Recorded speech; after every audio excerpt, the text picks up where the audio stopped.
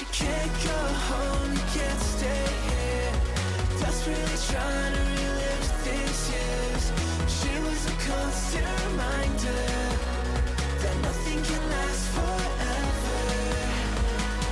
Yesterday was his birthday. Heart of fool's gold, I've been reluctant to give away the hand that you dealt, the hand that I held back then. I think that I made a mistake. Got up and left and gone without a trace on a temperate spring day. Maybe we'll meet again someday.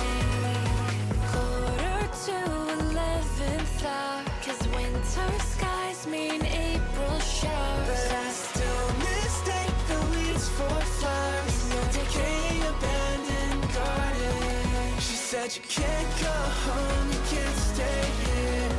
Bargain with the devil to ease your fears. Your friendships fade, you move away. Just forget that the seasons change. And in September I got it. The same spark, it's time to depart. But I can't help but stay guarded, 'cause I don't want everything to change. He said you can't go home, you can't stay here. Desperately trying to relive these years. He was a constant reminder that nothing can last forever. She said you can't go home, you can't stay here. Bargain with the devil to ease your fears. Your friendships fade, you move away. Just forget that the seasons change. You can't go home, you can't stay here. Universe is moving too fast to care. She was born on a spring day. I forgot her name.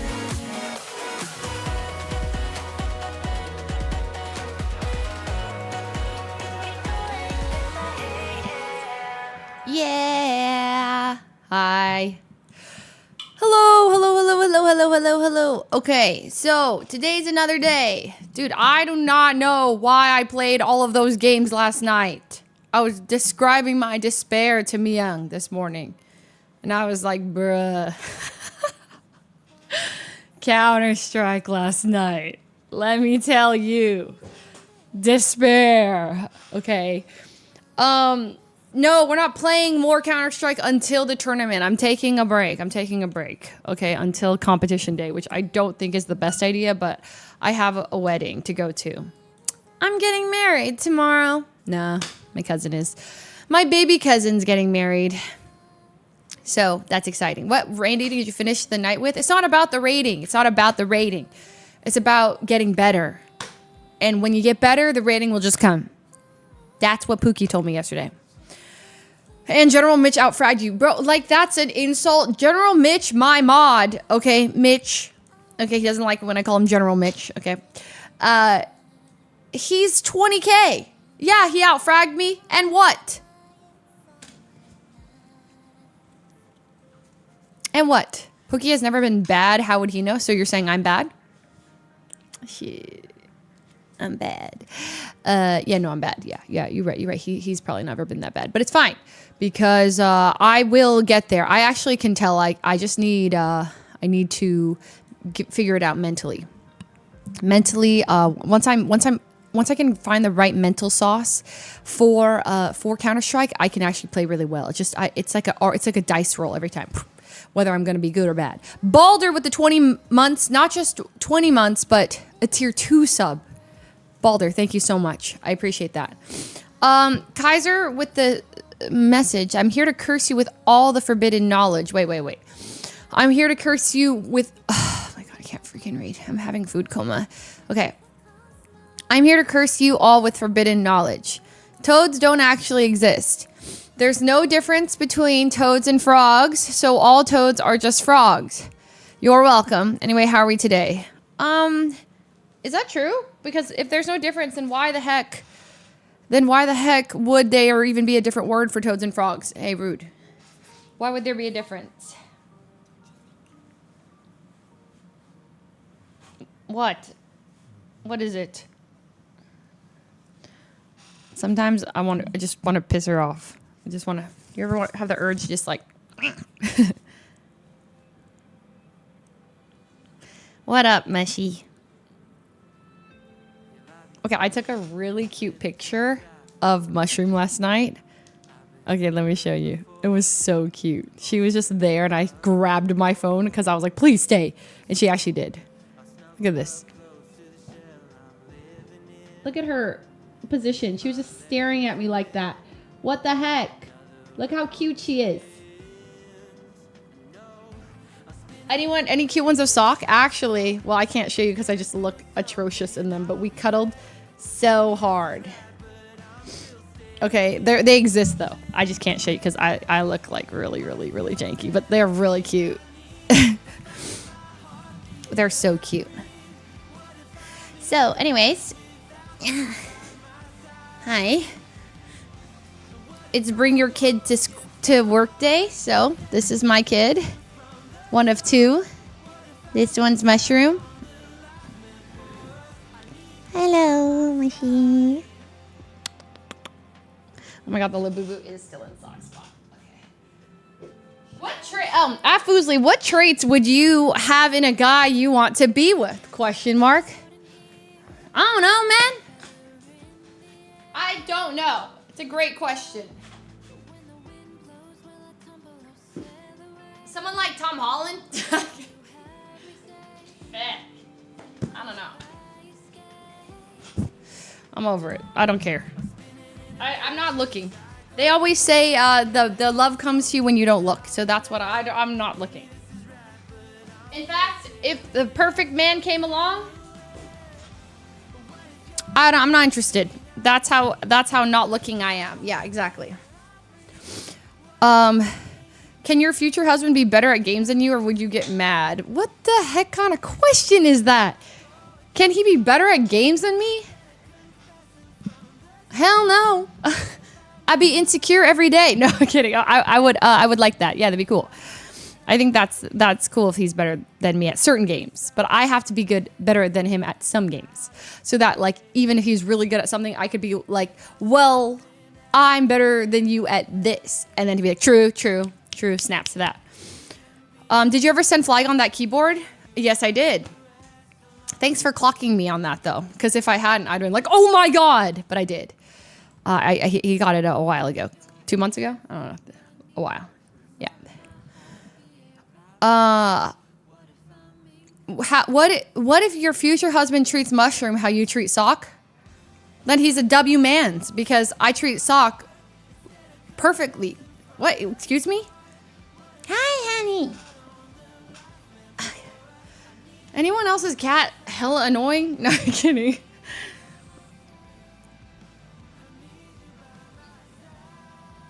Like, sometimes I'm just like, dude, I just put you down on the ground and then you just crawl back up on me. Like, I want you. Pick up on my social cues. You're being clingy. Oh, hi, honey. Oh, see? And then when I go for a hug, she runs away. Also, today we did a really awkward song and dance. Like, I went this way and she tried to dodge me and she went left, and then I went left and then she went right, and then I low-key kicked her in the face, but like really softly. Like, we were trying to dodge each other and she was like, and it wasn't like a kick. It was like I ran into her face with my foot.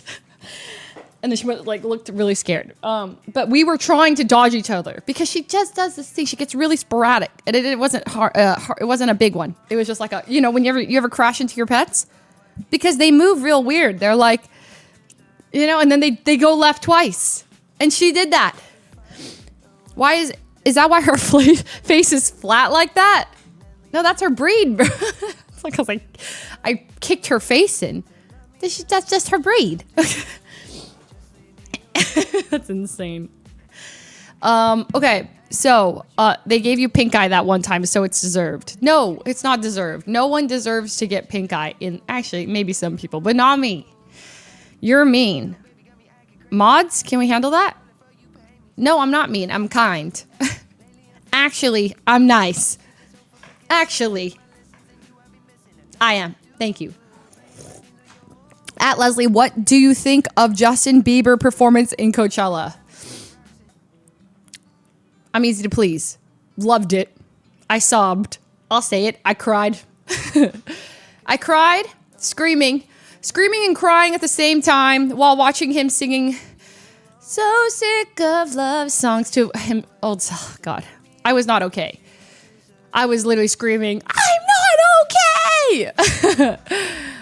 Into the void, by the way. Like, I'm not doing that to my friends. I don't want them to think less of me. So I'm just screaming towards this way, and they're over here in the back.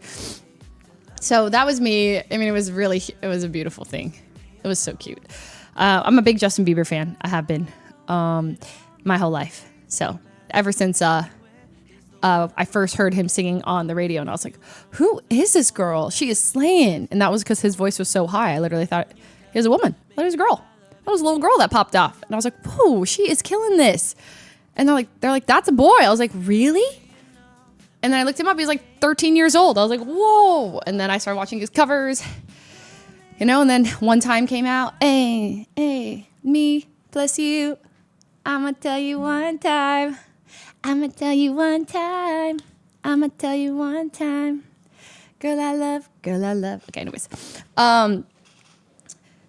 I love Overboard too. I'm overboard and I need your love to pull me up. I can't swim on my own. It's too much. Oh my God, so good. I would blast that song by myself because I thought nobody else liked that song. It wasn't like popular, so I would just I would sing that and always imagine and pretend I was the girl. Yeah, do you think I did not see Jamie crushing it on MasterChef? Oh my God. Holy crap. Jamie, I gumdrop, is on the most recent season of MasterChef. The episode dropped today. Literally, I'm freaking out. It's so cool. Like the Master Chef. And she's like talking to Gordon Ramsay. And Gordon Ramsay's like, so what do you do? And she's like, I'm a content creator. I'm a cooking content creator. And she's like, cooking. And it's actually so cool. So if you guys know I Gumdrop, you probably already do. And you like Master Chef, even if you don't like Master Chef, how can you not? She is on the latest season. The season's just releasing, as in like the episode she's featured on. She's actually the thumbnail. I know. I literally sent this to her, and I was like, oh my God, you're the thumbnail. That's her right there. 8 home cooks compete to represent their heritage from the Asia Pacific region. That's Jamie. Is that not insane? Anyways, so it says upcoming because I screenshotted this last night, but the episode is officially out. It's on Hulu. She's the thumbnail. She's that girl. Yeah, so watch. Is she in the other episodes? I don't know. When's your turn? Bro, I can't cook. The only cooking show I've ever been on is Master Baker. And that's for that's a show about streamers who cannot bake. Like, you can't be on that show if you have ability to bake. So if you're picked, it means Cutie thinks you're shit at baking. So, anyway. Don't RT that. But yeah, I mean, imagine getting to cook food that Gordon Ramsay eats. Like, that's pretty crazy. I would try. I don't know what I'd make if I had to make something but everyone thinks about what you would do if you were on Master Chef, right? Like, everyone thinks about it at some point. Everybody's seen Master Chef, right? Like, we've all seen at least like an episode. You don't think about this? You don't ever think like, okay, if I had to make something for the judges, what would I make? Well, think about it. What would you make? Like, even if you don't cook, like I don't cook, what would I make? I know what I'd make. And like top of your head, you have all the ingredients, but you have to make the best thing you can make in 45 minutes. I think I'm making, oh my God, what am I making? Oh my God. Well, do I get a pressure cooker? Do I get because I had a crock pot thing and I think I could make a decent chicken soup. But when I used to make it, people would say like, it looked really raw and smelled really bad. So the pink chicken I used to make all the time. Okay, actually, do I get a recipe or not? So if there's no recipe, genuinely, I'm making scrambled eggs. Genuinely, I think I'm making scrambled eggs. and that's all I got. I don't know what I can make. Pasta? Like, off the top of my head. Pasta? Oh my god, I can't cook. At all. Oh, I can make quesadillas. I'd make the quesadillas. I'd make the Coachella quesadillas. Mia and Yvonne made. It's the most recent thing. I got it. No, with a little chicken bouillon, is that what you say? 4 scrambled eggs, a little salt, little pepper, boom, boom, boom. Take the quesadillas, and then you get a little Mexican cheese, and you put the thing on the thing, scramble the eggs, boom, and cover the thing, boom, boom. Take it out, cut it into 4s, and it's perfect. Oh, add some ham. You boiled water. Well, yeah, W. Keyword Yvonne. Wait, no, ask Yvonne. I actually helped so much. I'd make ramen. Shin ramen from the bag. My shin ramen's fire. I gotta say it. Oh, mackerel. Air fried mackerel. Dibs. I make an air fried mackerel with lemon. Yeah. Okay, so today is a day. Okay, so we're gonna be getting coached by Joe. Okay, I need everybody to be nice to Joe because he just asked me how to collab stream. So he's more I don't know if how good like how much he knows about. I'm sure he's been streaming, but so we're gonna merge chats with him. So basically, when I was first learning Pokemon, I would go online and I found some videos, and he's really good at Pokemon. I'm going to not be retaining everything he says, and I doubt any of you will either. I take in about 10 to 20% of the things he says when he talks, but through that I do learn slowly. So just be, and then he said if you guys have questions to ask him too. And so we're going to just merge chats so he'll be able to see everything you're saying, but he said he's going to get me to champion tier. And I said, how about we get out of Master Ball rank 4 first? Okay. And he hit me with a crying emoji. So I don't know what that means, like the sobbing one. So I think that's what he thinks about me. So, yes. May I ask how Patrick is? Right there. You see leaves, green? That's life. When that thing is yellow and there's no leaves on it anymore, well, that's when Patrick's dead. All right. So far we have life still. Patrick is living. I'm going to replace Patrick with a fake plant soon and always keep it in blurred vision. And the aperture of my camera is going to get lower and lower so that, is that right? So that it gets blurry and blurry and you'll never be able to see it. It's not fake, by the way. So, all right, we're going to go to the call. I've also never talked to Joe person to person. So apologies if I'm weird, but I'm not gonna be weird. I'm gonna be like, hey Joe. Okay, now I'm being like Squeaks, freaking rehearsing saying hi. Like, who does that? It's weird. Okay. Hello. What's up? Howdy doody. No, I'm just gonna be normal, okay? The more I think about this, the more I'm overthinking it. So let's just be normal. And then I'm going to, my one thing is I'm going to ask him really, really hard to please help me make an Azumarill team, a viable Azumarill team, but I'm also going to ask him to explain the team that he taught us. Anyways, I'll explain. Okay. I will explain it all in call. Okay. So are we ready?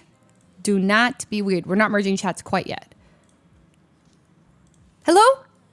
Yo, what's up? How's it going? Hi, Joe. Nice to officially meet you. Wait, frick, we've met. I went up to you at the regional. Okay, so yeah. Well, it's okay. We're meeting on Twitch. Meeting on Twitch, so it's basically yes. It's like the content meeting, I get it. There we go. Nice to meet you online. Okay, so I said I would explain how the shared chat goes. So basically, I'm gonna send you a link, like it's a collab link, and you're gonna click on it. Wait, are you live? Okay. Yeah. Okay. One moment. Yeah. So I go to my dash. Wait, I feel like you should do it. So it's like practice. Okay. Well, is it just the giant button that says stream together? Wait, does it say, is there a button that says that? Invite yes, I think. Okay. Wait. Here. Okay. Wait. I'm just gonna put in your name and we're gonna see if it works. Okay. Make sure you spell it right. FUSLIE. Yeah, okay, it should have sent to you. For some reason, it has me in a call chat. I don't know if that's normal, but... Yeah, that's normal. Okay. Okay, Notifications. Are you sure you sent it to me? Yes, I think so. Okay, here, I'll just copy the link. I'll Oh, just no, copy no, the no, link. no. Okay, yeah. Copy the link. Copy the link. Yeah, I'll copy the link. Okay. And then send it in the general chat. Yeah, I'm professional streamer for sure. So Yeah. You know how this, yeah. I Okay. found it. Okay, join the party. Okay, and then you're gonna mute your mic here. In this thing? Okay. Oh. Yeah.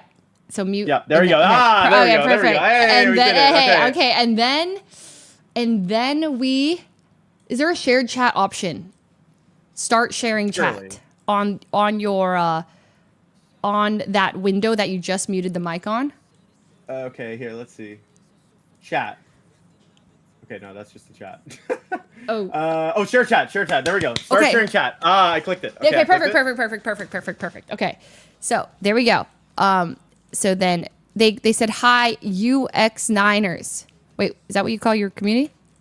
No, it's like, actually, I don't think we have a name. Oh. Actually. Wait. How much Well, have I you mean- streamed on Twitch before? Oh, like a ton. I'm just like, it's more chaos. We figured it out. Well, I've streamed on Twitch a bunch, but Oh, a like, bunch, okay. You know what I mean? It's like we're like chaos. It's a very chaotic like setup usually. Okay. You know, we're just not for streaming, not for coaching, I should say. Okay, Coaching is and that's fine. It's totally fine if Yeah. if it is. A question: can you see these like little guys with eyebrows saying like hi with the waves, or do you see a word that says like aga hi? I just see the word. Oh my god. Do you have Chatterino? No. Oh wow. Okay, so I feel like I'm just getting like live streamer coaching now. It's like you know, it's like you baited me. Now I was gonna coach you Pokemon, and now I'm getting live streaming coaching. well, I feel like you're missing out on the quintessential Twitch experience by not seeing what I'm seeing. Like you're seeing like the word like low, but you're not seeing like a minion spitting out like it's food. It's like part of it. So wait, what if you downloaded Chatterino? Okay. How do Okay. I just look it up? Yeah, you type in the word into Google Chatterino, ChatterRino. Okay, Yep. and then just download it. Yes. Okay. Boom. Downloaded. All right. Okay. I downloaded it. So you download it, and then what you're gonna do is you're going to log in when you download it. Am I Okay. explaining this right? I think so. I mean, it's installing, right? And when So, it asks clearly- to attach your crypto wallet, just say yes and just go there, and then don't even worry about that. That's like normal. Oh, and when it asks for my credit card information, You and just social security, enter I really should put quick, that into- autofill that, say yes, and then boom, Yeah, you'll see the makes emotes. It'd be freaking sick. Got you. Okay, makes sense. Yeah. But do you like see anything? What's the app look like? I'm like looking for the login. I just see a giant like black screen Okay. with like a bunch of settings. Okay, perfect. So And then you're accounts, add account, add account. login, open sprout. Ah, there we go. Yes, Look and at you're that. gonna connect your Twitch. So it might say like paste login info. You have to like click on the login, and then like really quickly log into your Twitch, and then like you'll copy and paste it back into the app, and then you'll add. There'll be a plus sign, and you can type in your channel name, Okay. and then but don't show on stream. Yeah. I'm not sharing my screen, so Okay, we should good, be good. fine, I guess. Wait, what is there to Maybe. leak? I don't even know what you could leak. But yeah, okay, they're saying not to. And then you should see a cute. You'll be able to see this. This is my favorite one. Something got lost. Something got lost in translation Oh, here because okay. I did log in. Okay, so Yeah. you logged in. So now what do you see? Yeah. A giant black screen Okay. that says "Click to add a split." Click to add a split. Okay.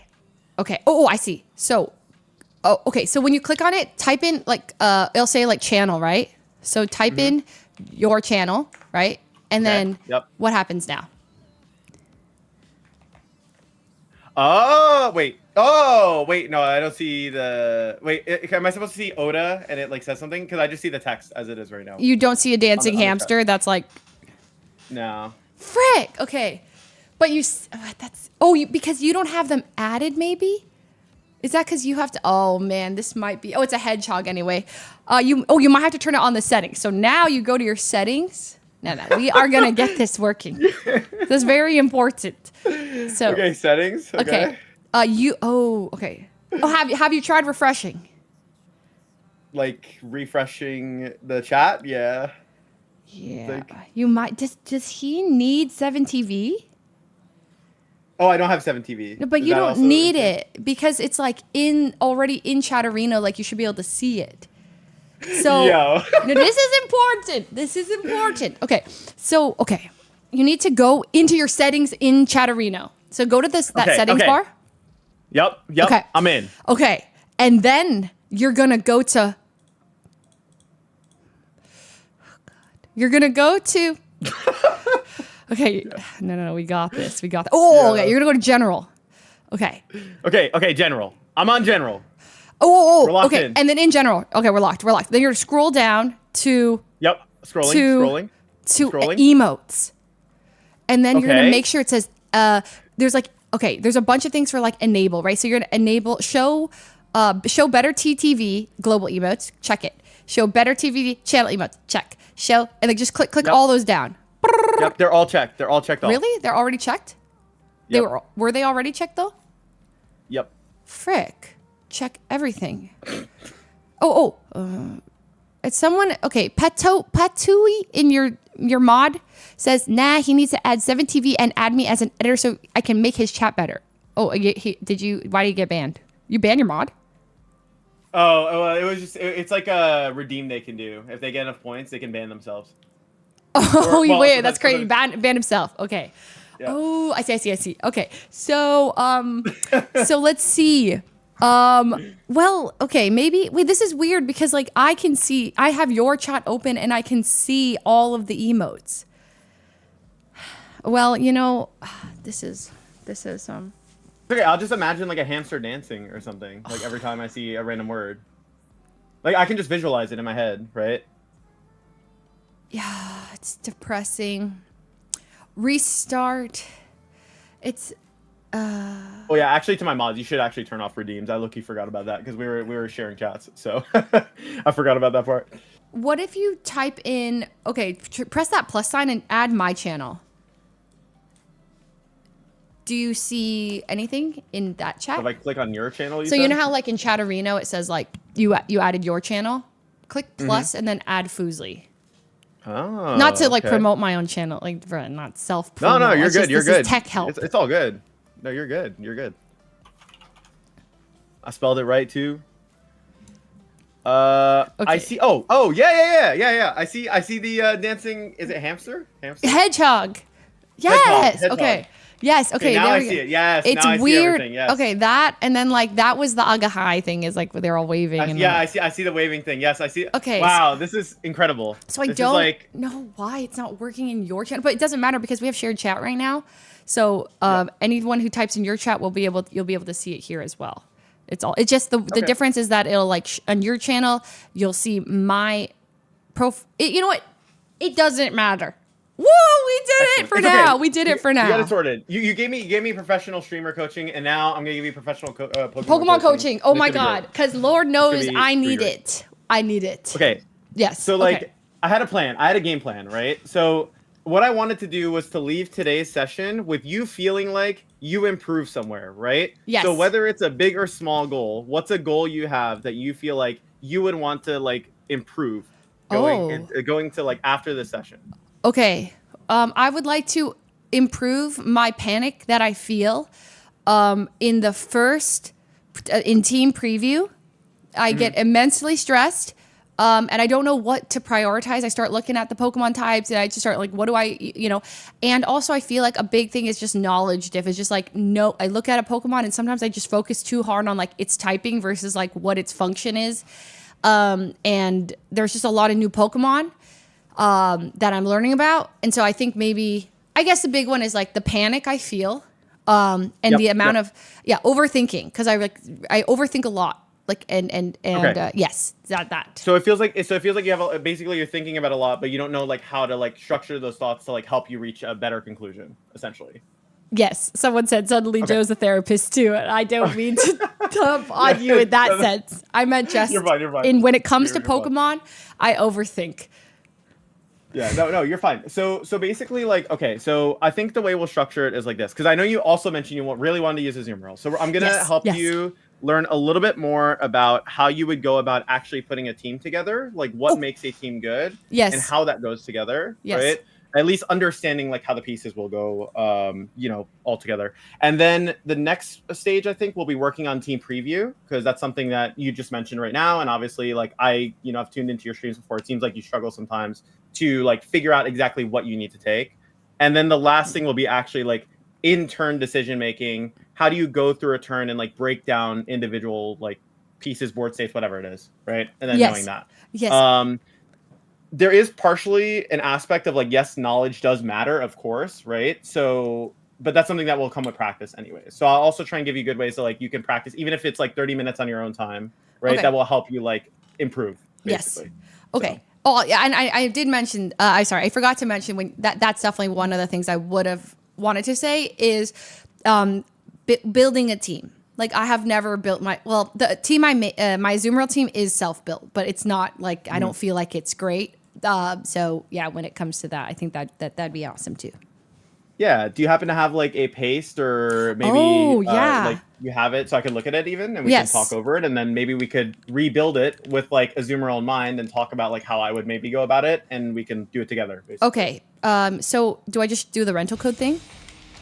Replica code is fine. If you want to share your screen, that's fine too on Discord. It's whatever's convenient for you. As long as I can look at it, that's all that like really matters. So. Okay, wait. So to give you my team, right? Like my current team, I go to my. You have it on Champions, right? I have it on Champions. Is it a rental code? So no. You can make a replica code. That's fine, because then I can take a look at the stats. Replica code. Okay, and so how do I make a replica code? I've never done this. What you do is, so you go to the train section. Okay. And then you would go to replica. Where is it? Yeah, replica teams. And then you go to share your battle teams. Okay. And you would share your team. All right. Anyone who wants to use my homemade Zoom World team, this is it. But it's not done yet. So, okay, here it is. Wait, where'd all the shinies go? Oh, I see. Because it's not quite. Okay, I got it here. So I have my code. It's leaked right at the top. I can send it to you on Discord. Perfect. Yeah, that's fine. 4WHCRBD687. Okay, 4WH. We good. We'll wait for Joe. Nah. 4WHCR X7.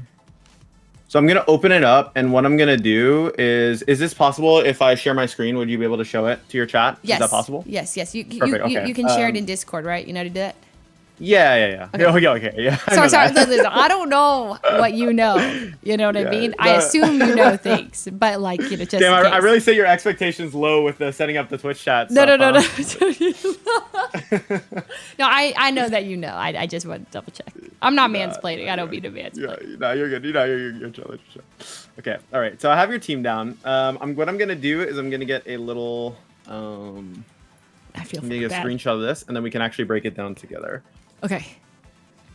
Perfect here.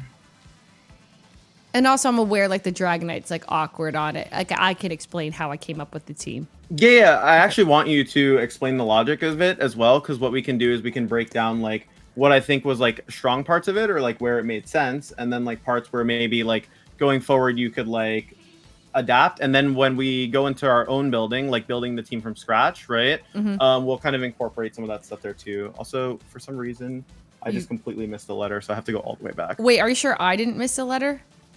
No, it's totally my fault, I think. Wait, let me double check. Yeah, it's totally my fault. It's totally my fault.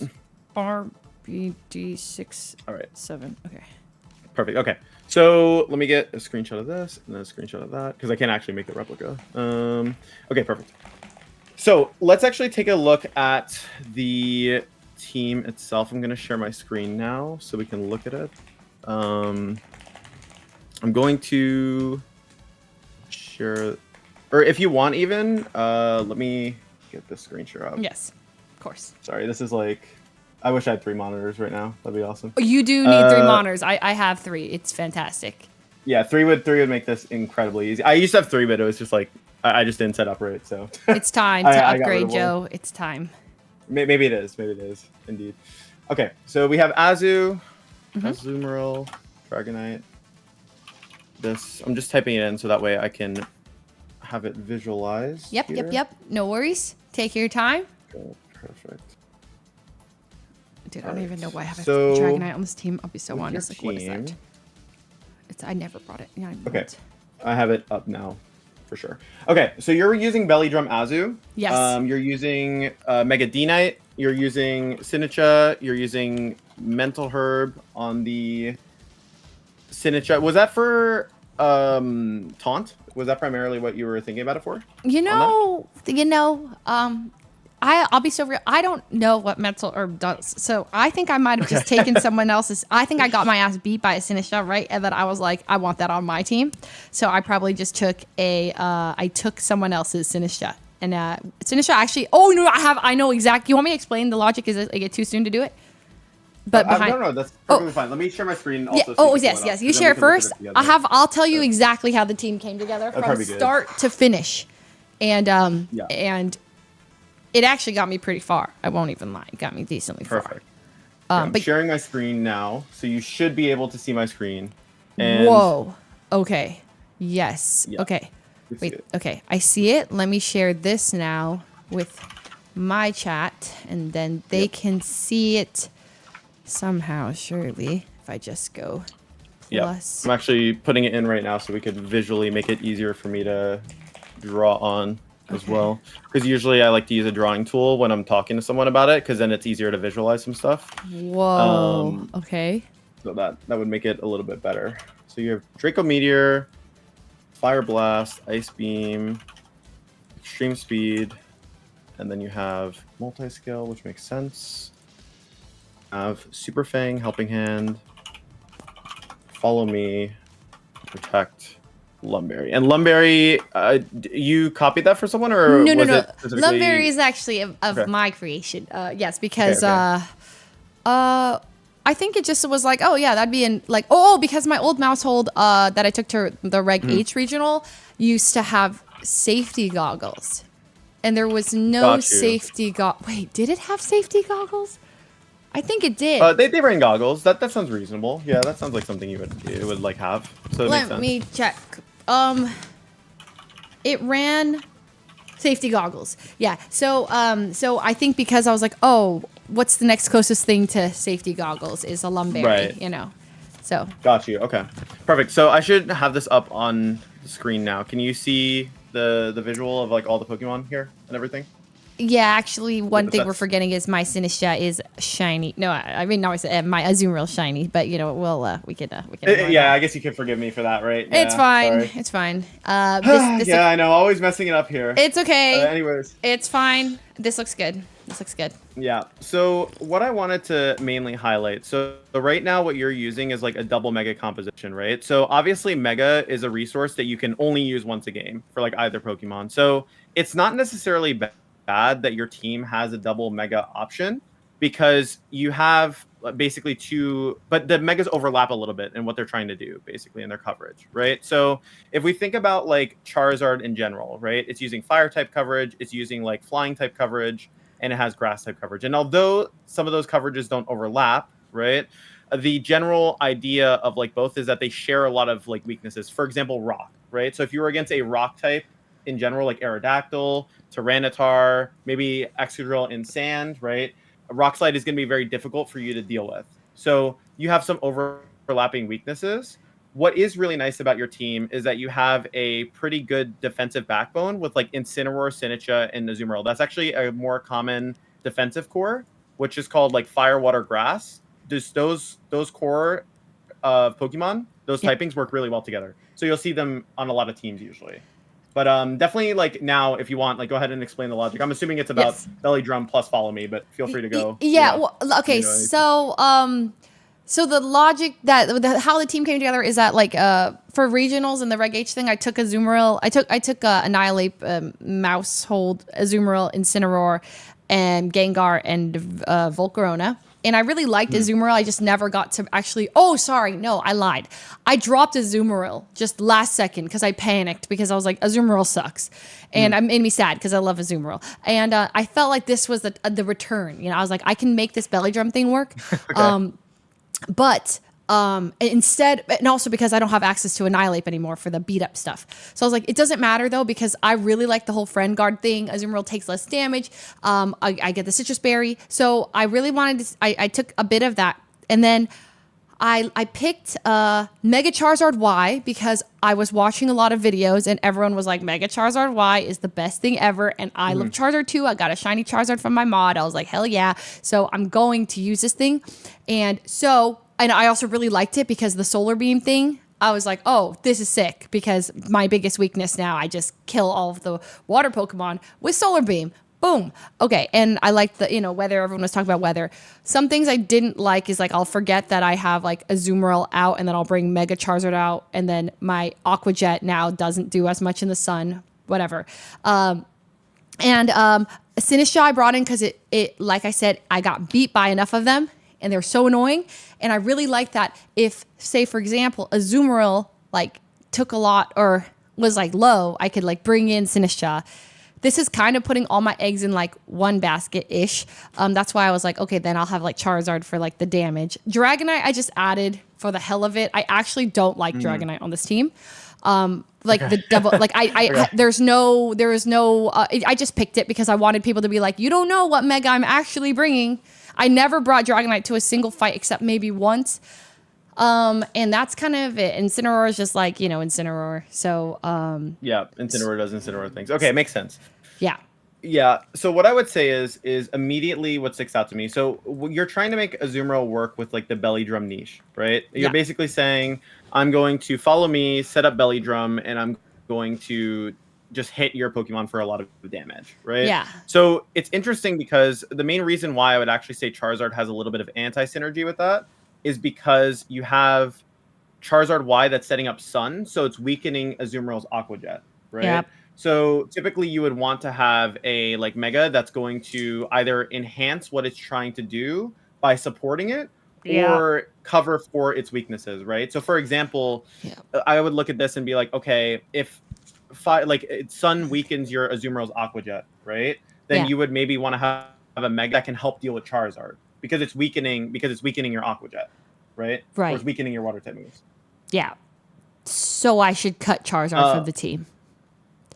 Yeah, well, that's probably where I'm gonna end up going with it. But like, yes, more happy to do it. it. Happy to do it. Yeah, sure. Yeah, Yes. there's more layers to it. So like, I think the idea that you have here of Mousehold, like, I think there's a lot of stuff that can carry over well. So like, you have Mousehold plus Azumarill that like work really well together. So I think the concept of having redirection plus Azumarill to set up belly drum is reasonable because you're using it as your main strategy. You want to set up the Azumarill for success where it can go for a bunch of damage. So our goal would be to flesh out a team where we can allow your Azumarill to do that, but you still have options if the Azumarill plan doesn't work. Because you can't always bring Azumarill to every matchup, right? I can't? So, yeah. Yeah, pretty much. Because there are going to be some times where basically they'll have like counterplay, right? So, for example, let's say like they have a Farigiraf that just completely walls it out. Yeah, Farigiraf, a great example, right? Farigiraf plus something, right? Yeah. When you're in team preview, you're essentially analyzing different Pokemon and you're saying, okay, can my strategy beat it, or do I need to go with an alternative mode, a different piece, right? And well-constructed teams basically give you multiple ways to win the game, essentially. Yeah. So even though Azumarill might be the centerpiece of your team, you're still going to have a mode that doesn't depend on Azumarill, so that if you hit something where Azumarill isn't good, your team will still do well. Right. Okay.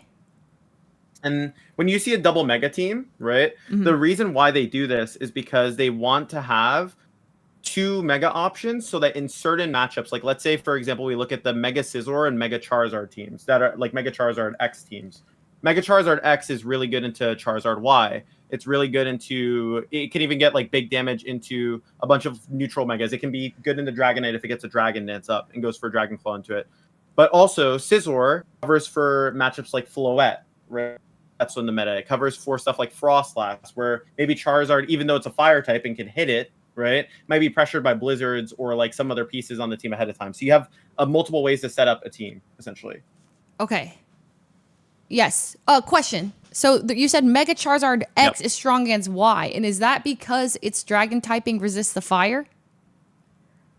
Yeah, so when it drops the flying typing, it gains the dragon typing, right? And it's Right. going to quad resist fire moves from the opposing card. So Quad. you're taking way less damage. Quad resist. Why would it Yeah, quad because resist? dragon and fire resist fire. Oh my god, they do. Okay, yes, got it.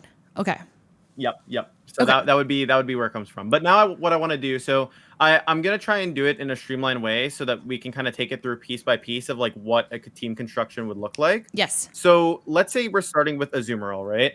So your idea is Azumarill is really good in this belly drum role. The first thing you always do when you're trying to make a strong team around something is you're basically asking yourself a bunch of questions. The key to Pokemon really is actually asking yourself a bunch of questions, but knowing what questions to ask yourself. Right? Okay. So, for example, if I were to ask you, what are the 3 reasons why you want to use Belly Drum Azumarill? Like, what makes it good?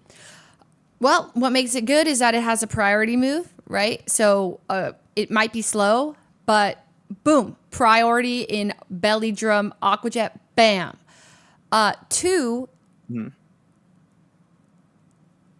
it's slow. So when they use Trick Room, it's not actually a nerf to me, you know? It's like, it's kind of nice. Like I could then go off and do Play Rough. Also, Fairy Water just feels like really strong as a type. Right. And here's the other one. No one expects Azumarill, so they won't be ready for it. And they're not intimidated by it. Yeah, some other points I think you can make for it because of its fairy typing, because you mentioned Play Rough, right? It can do really well into Garchomp, which is really common, right? It can do well into Dragonite. If you're in a position where Aqua Jet can properly pressure into fire types, it's great as well, as you mentioned. But we can talk. Oh, go ahead. Someone said it mitigates Intimidate. It doesn't, though, right? Like it doesn't. Yeah, so it doesn't block Intimidate. What they mean by mitigate is when you maxes out your attack stat. So even if they intimidate you, you would belly drum and max out your attack. Oh, but then if you're belly drummed and then Intimidate comes in after, it's bad. But like if they intimidate first, or like if you start boom, but then I see. Okay, yeah. The idea is though with belly drum, when you get a boost with belly drum, you're cutting your longevity for the fact that like even if they intimidate you once with Incineroar, you're still gonna be outputting insane amounts of damage. Got it. Is the idea. Yep. So you'll still be fine.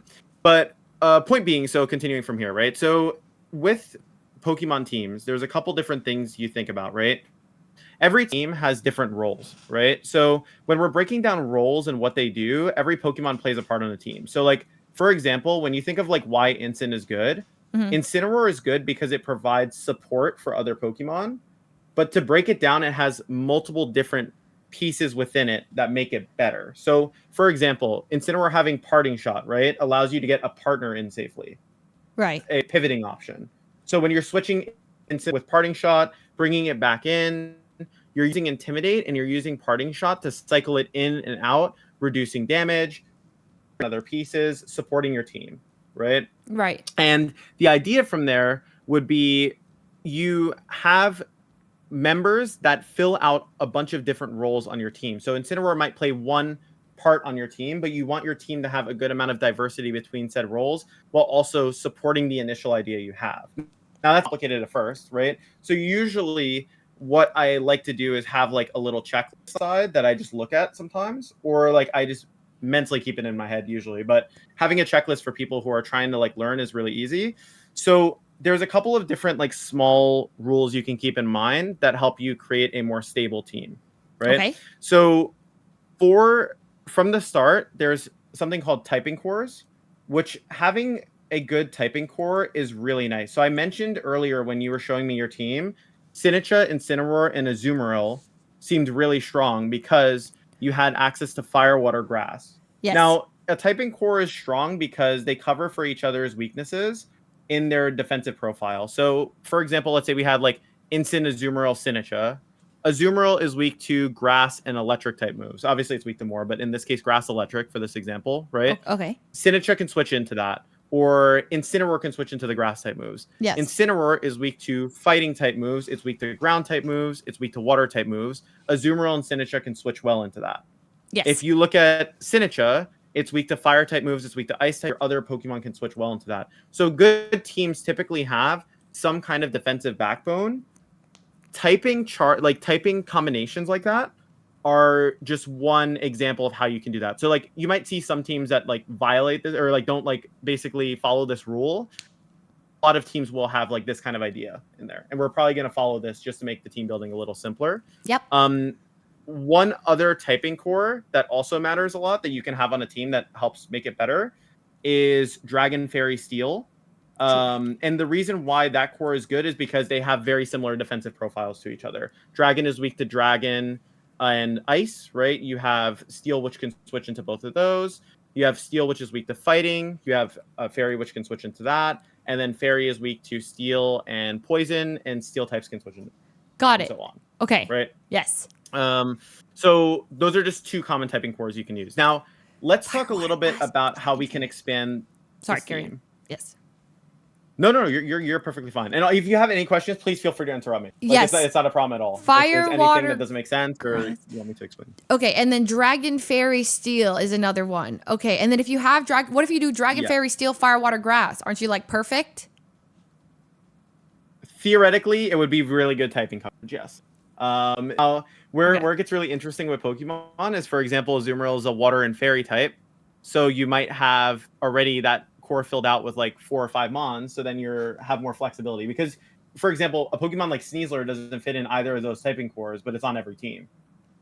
So there are Oh, you're Pokemon that right. aren't in those cores that do well, but typically you'll see teams incorporate maybe one of those cores in there. Okay. Right? Yes. So Yes. that's part of it.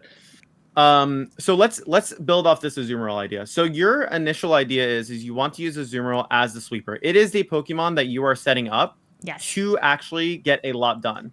So our goal is to help assist Azumarill in doing that. Yes. So ideally we want something that can redirect away the attacks from Azumarill to let it, go for the belly drum for free. And we also want to have something that maybe helps us with that defensive typing core that we were talking about, or synergizes with Azumarill, avoiding overlapping weaknesses, or at least common overlapping weaknesses. Okay. Yes. Right? So that would be like the main objective there, Okay. essentially. Now, with the general idea of Azumarill, we want a redirector that is port Azumarill sweeping and can help it last. Yeah. No, Masshold's an option, right? Oh. But I actually had a different Mon in mind. I don't know if you will like it or not. I don't know if you're a fan of it. I was gonna say Scovillain theoretically would work really well here, like Mega Scovillain. Because What? Okay. the idea would be Okay. yeah. It's gonna sound crazy. But the idea would be Mega Scovillain provides you with a Mega Redirector that's going to essentially punish any Pokemon that targets into you with Spicy Spray. So Spicy Spray, what it does is when any type of move hits it, the Pokemon that attacked it gets burned. So if you click Rage Powder to protect your Azumarill, anything, any attack that goes Not. into it. It will What get about burned. contact? It doesn't have to contact. Doesn't matter. It doesn't matter if it's contact special. It will always burn them. Okay. No matter what it is. Okay. Yep. So the idea would be is that let's say you have Azumarill and Scovillain in front of like double Rock Slide, or you have it in front of Earthquake or whatever. You could protect Azumarill and let Scovillain take the hit, so they get burned and they do less damage to you. Because burn cuts their attack in half. Right. Okay. Physical attack in half. Okay. Right.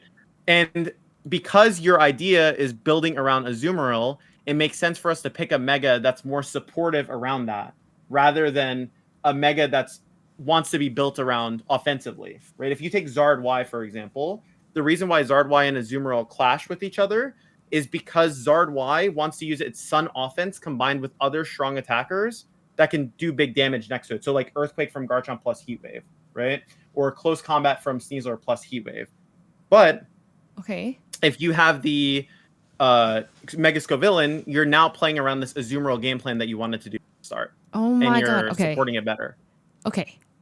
Do you have any questions about that so far? Okay, wait. So you're saying scrap the mouse. We're bringing in this guy. Okay, and Yeah. okay. So I mouse. know he's a little ugly, but He's ugly. He's ugly, which is okay. I can take it. I don't need them all to be cute, but because that's fine. So Scovillain, now here's the thing about it. Mousehold has friend guard, right? And like and that is a way to reduce damage taken to a Azumarill. But you're saying like we don't need the friend guard because let's just burn them. And then they're doing less damage rather than we take less damage. They're just doing less damage. So it's kind of like friend guard in its own twisted way. It's just like you're saying first turn wouldn't even be to do the belly drum right away. It'd be like protect and rage powder. And then like so basically like you could well, you wouldn't always protect rage powder because there are definitely gonna be some situations where you just want to like rage powder get up your belly drum, right? The bigger idea behind the Scovillain is that you're creating a deterrent for them just immediately launching a bunch of physical moves into you, or at least you're going to make it harder for them to just benefit off of attacking you straight up. So it's like a weird like a position where they want to attack you because they want to hit you while you're setting up belly drum, but if you're rage powdering, they're going to get burned as a trade. Okay, and do I have to mega? Like, do I not get spicy spray if I'm just the regular Scovillain? Yeah, you don't get spicy spray if you're the regular Scovillain. You get moody actually. Oh, there is a really sneaky play I'm going to tell you about later once we finish building this out. But Scovillain gets access to moody as its initial ability. Oh hell yeah! So you can do a really sneaky move, which is you double protect turn 1 and you fish for a moody boost on defense or special defense. So it's even bulkier, and then you mega after. I love it. I love that. Yep. I love that. I love any gambling. Yep. And so it is definitely a gambling. I'm in. Yeah. I'm in. Okay, let's do it. So now, and also too, another nice thing about Scovillain, remember how I was telling you about typing cores? Look at the typing core that we already just filled out here. We filled out fire, water, grass, and 2 mons. 2 for already. 1. Right? We're so good. you've basically now created a really strong typing core between these two where they support a lot of each other's weaknesses. Now, the next thing we would look at here is, okay, so what are some Pokemon that can still give these two some trouble? So immediately, can you think, if you can't think of them, that's fine, but are there any Pokemon you see that you'd be like, oh, this is pretty scary for these two together? Yeah.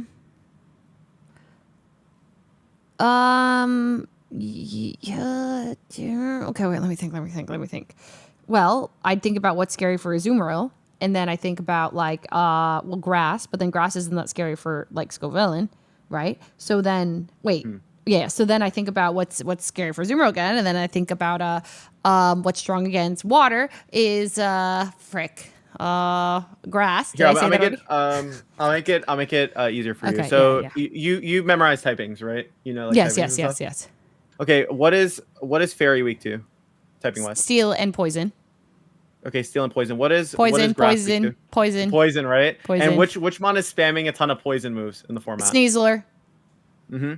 And as well too, we mentioned that something setting up Sun would be difficult for Azumarill. Do you remember what that was? Yep, Charizard.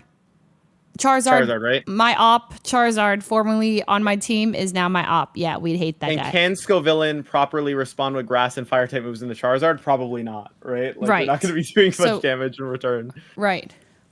Yeah, so we want something that can directly check Charizard and check Sneasler as our next Pokemon. Right. And can add something to the team. So do you know of a Pokemon that could maybe hit Charizard and Sneasler super effective, is faster than them?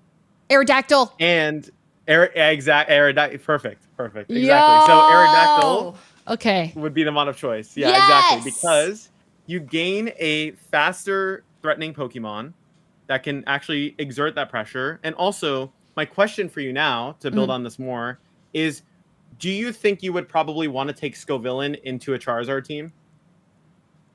No. Wait. Well, I mean, would it be that bad? Because I get a little boost from their drought, don't I? And then like the grass sucks, but well, I mean, I feel like you're leading me to say no.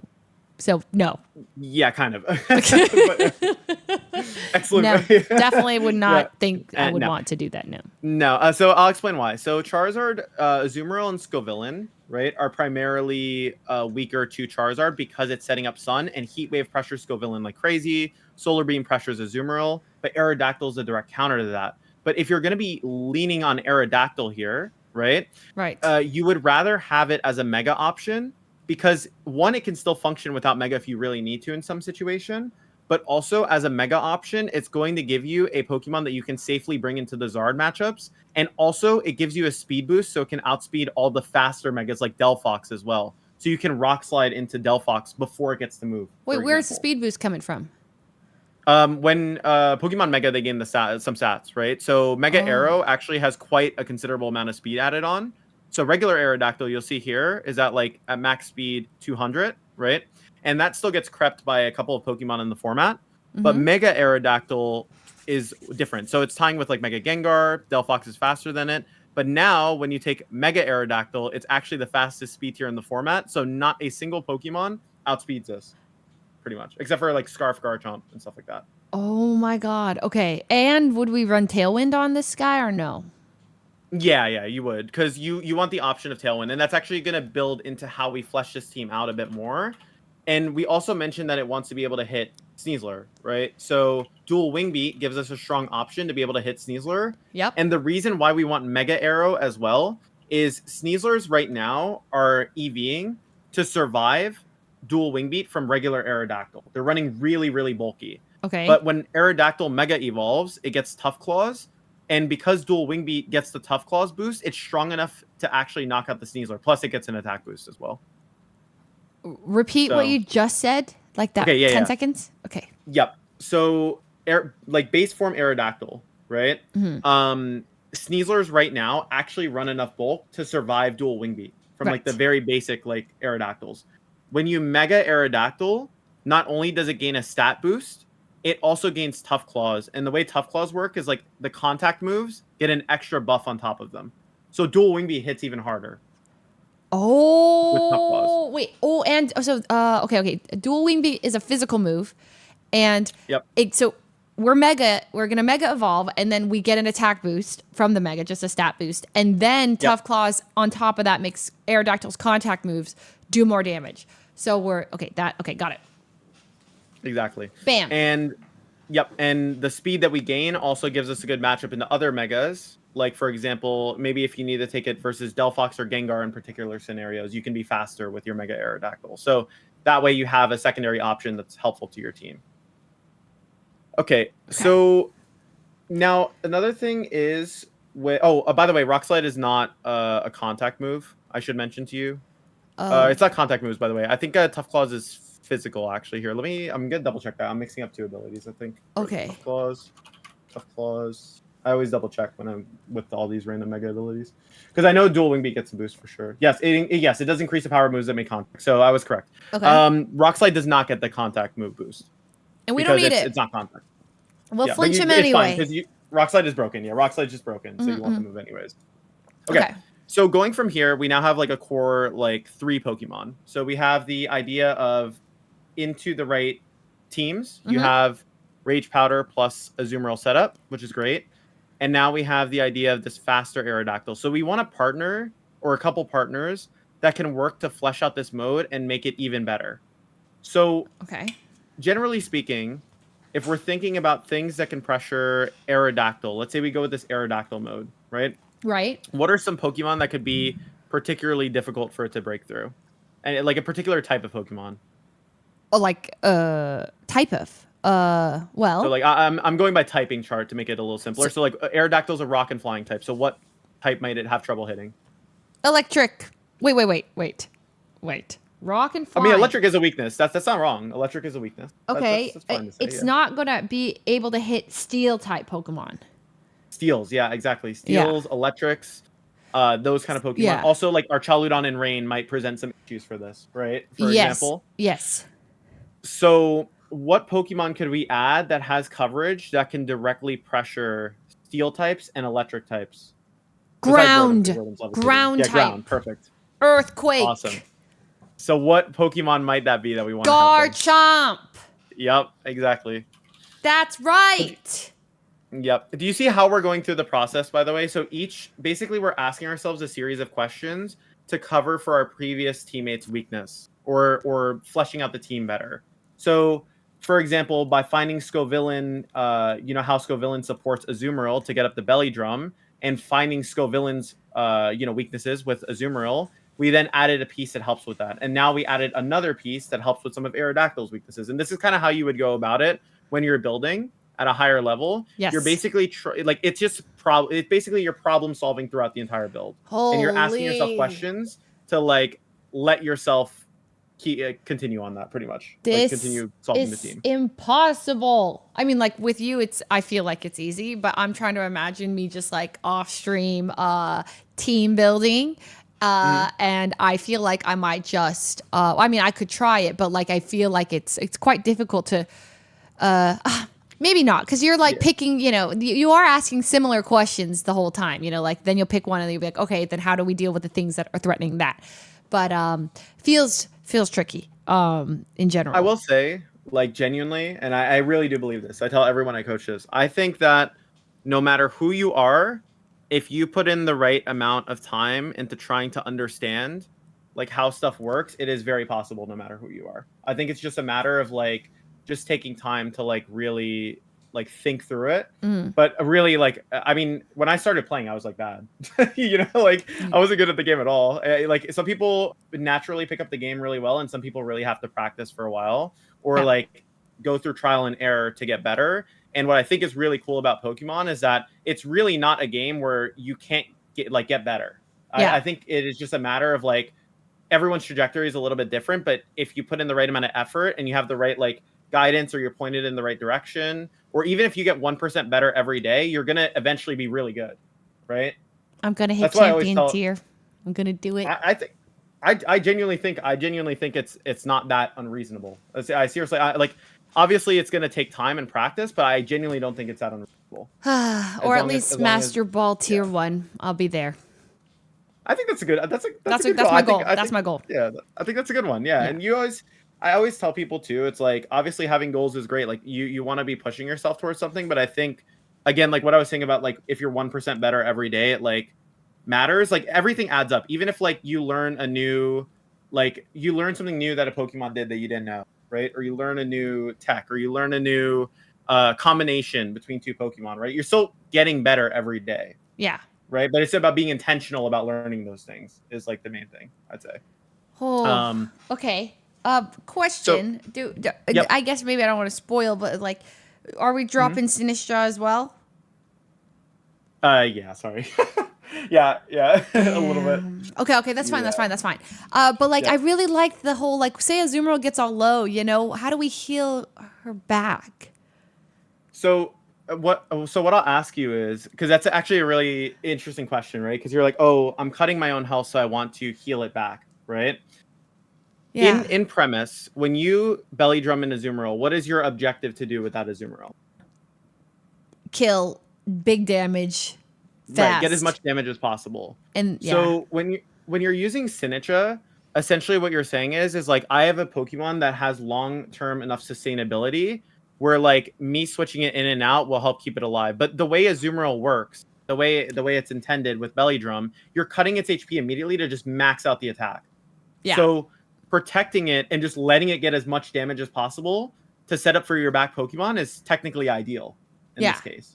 Right? So even though you might lose Cini, which heals you, if Azu gets off like a max power play rough into two things and KOs it so your back wins, you're still going to win the game. Right? I see. Big damage, quick damage, boom, boom, and die, and it's done its job. It doesn't need to like be there forever.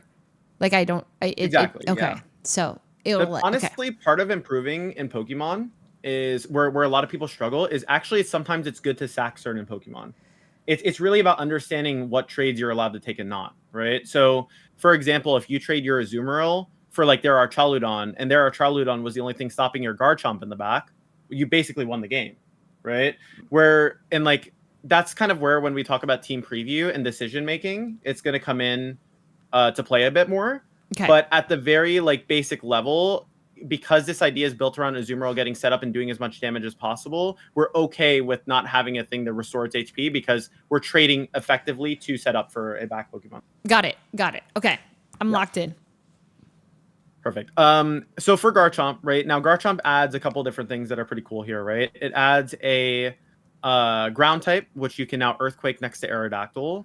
You have Rock Slide pressure as well with Garchomp, so you can double Rock Slide and Oh flinch man, people. So that's pretty toxic.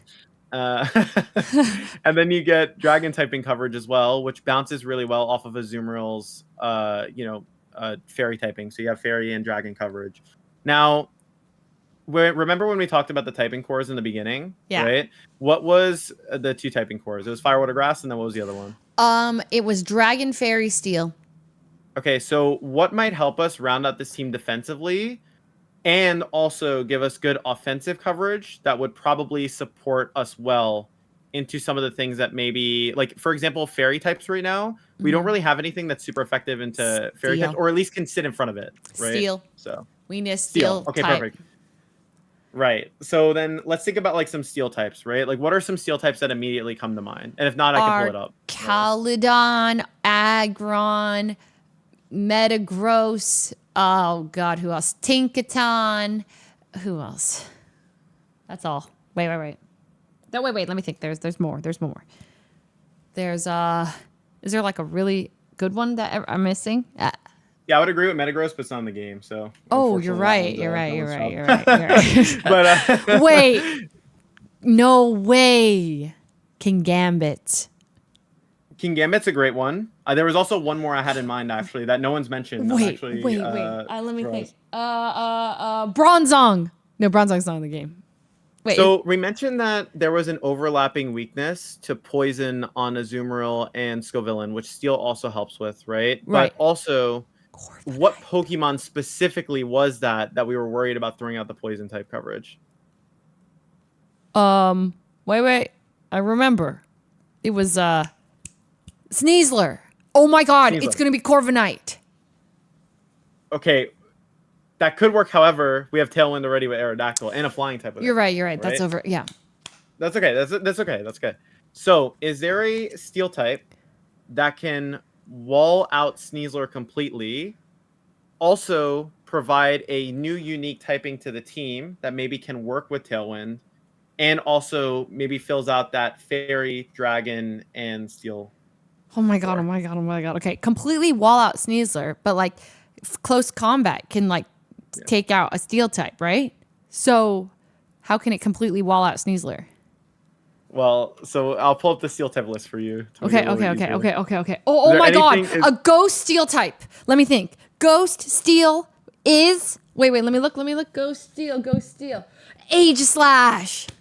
Yep, and Aegislash would fit really well here also because what it provides you with is fighting coverage, which your team at this moment doesn't have. Chills. And fighting coverage is really strong into King Gambit as well, because right now your team, it's okay into King Gambit. You have Earthquake, and you technically have Scovillain to redirect with Rage Powder, but having fighting coverage is actually pretty nice. Okay, As well. That's actually sick. I've recently become a fan of Aegislash because of stance change. I've been using it in singles. Mm-hmm. I'm great ball Yeah, no, rank, I by think the way. it's Pretty less- cool. Huh? Sorry, carry on. Yeah, that's pretty good. That's better than me because I haven't even played it. I haven't even played singles. You heard that. so- You heard that. Okay, yeah. You got that on Aegislash. me. You got that. Maybe you could coach me in singles. I got you. Yeah. Okay, Aegislash. But yeah, so we have Aegislash now, right? So let's actually. So what I want to do, which I think is really interesting, because now we've talked about how you fill out your typing cores, right? Right. What is Aegislash weak to typing wise? Ghost. Like, let's just. Okay, Ghost, right? Okay, well, actually, Ghost is pretty good here, but okay. We're gonna get to that. We're gonna get to that. Okay, That's actually the good. That's a good point, though. We will get to that. I promise we will get to that. Besides Ghost. Besides Ghost, it's weak to dark type. No, yes. Dark types, right? So, Yes. what Pokemon could switch into a dark type move if it went into Aegislash? It's like if a dark type's coming at me, what do I want to swap into? Like, if a dark type move was coming at you, what Pokemon could you theoretically switch in that would resist it? A dark type Pokemon. Right? Oh, well, I was just gonna say Azumarill. Oh, sorry, I'm saying with the 5 we have. Oh, that I already have. Yes. So this would come in, right? Okay, a Sneasler is now pressuring your Azumarill, and it's gonna get KO'd. What can you go to? Aegislash. Boom. Right. Boom. Or let's say your Garchomp is pressured by an Ice type move. What can you go into? Oh shit. What can I go into? Wait. So who's getting threatened by who? Garchomp's getting pressured by an ice. Okay. Oh, ice attack coming in. I swap into Azumarill. Azumarill or Aegislash, right? So you see Oh, what we're doing yeah, here yeah, yeah. with our construction is we Aegislash. have multiple switch-ins and defensive profiles that cover each other. So no matter what you're bringing, you'll always have an option to respond to something. Okay. Okay. This is sick. This is sick. Okay. So we have kept only the Azumarill on this entire team of my original. Yeah, I'm sorry. A lot of them, No, I it's got- fine. got It's fine. I knew something was weird about my team. Yeah. I knew I wasn't cooking. I was severely Yeah, undercooking. no. Genuinely, I'm being very honest. It was not a bad like attempt because you have double redirection plus belly drum, where it just like felt a little bit tricky. Was your megas just didn't support what it was trying to do? Yeah, basically. I got you. Yeah, that makes sense. Not a bad attempt. I'll take it. Whole team got scrapped. Okay. Yeah.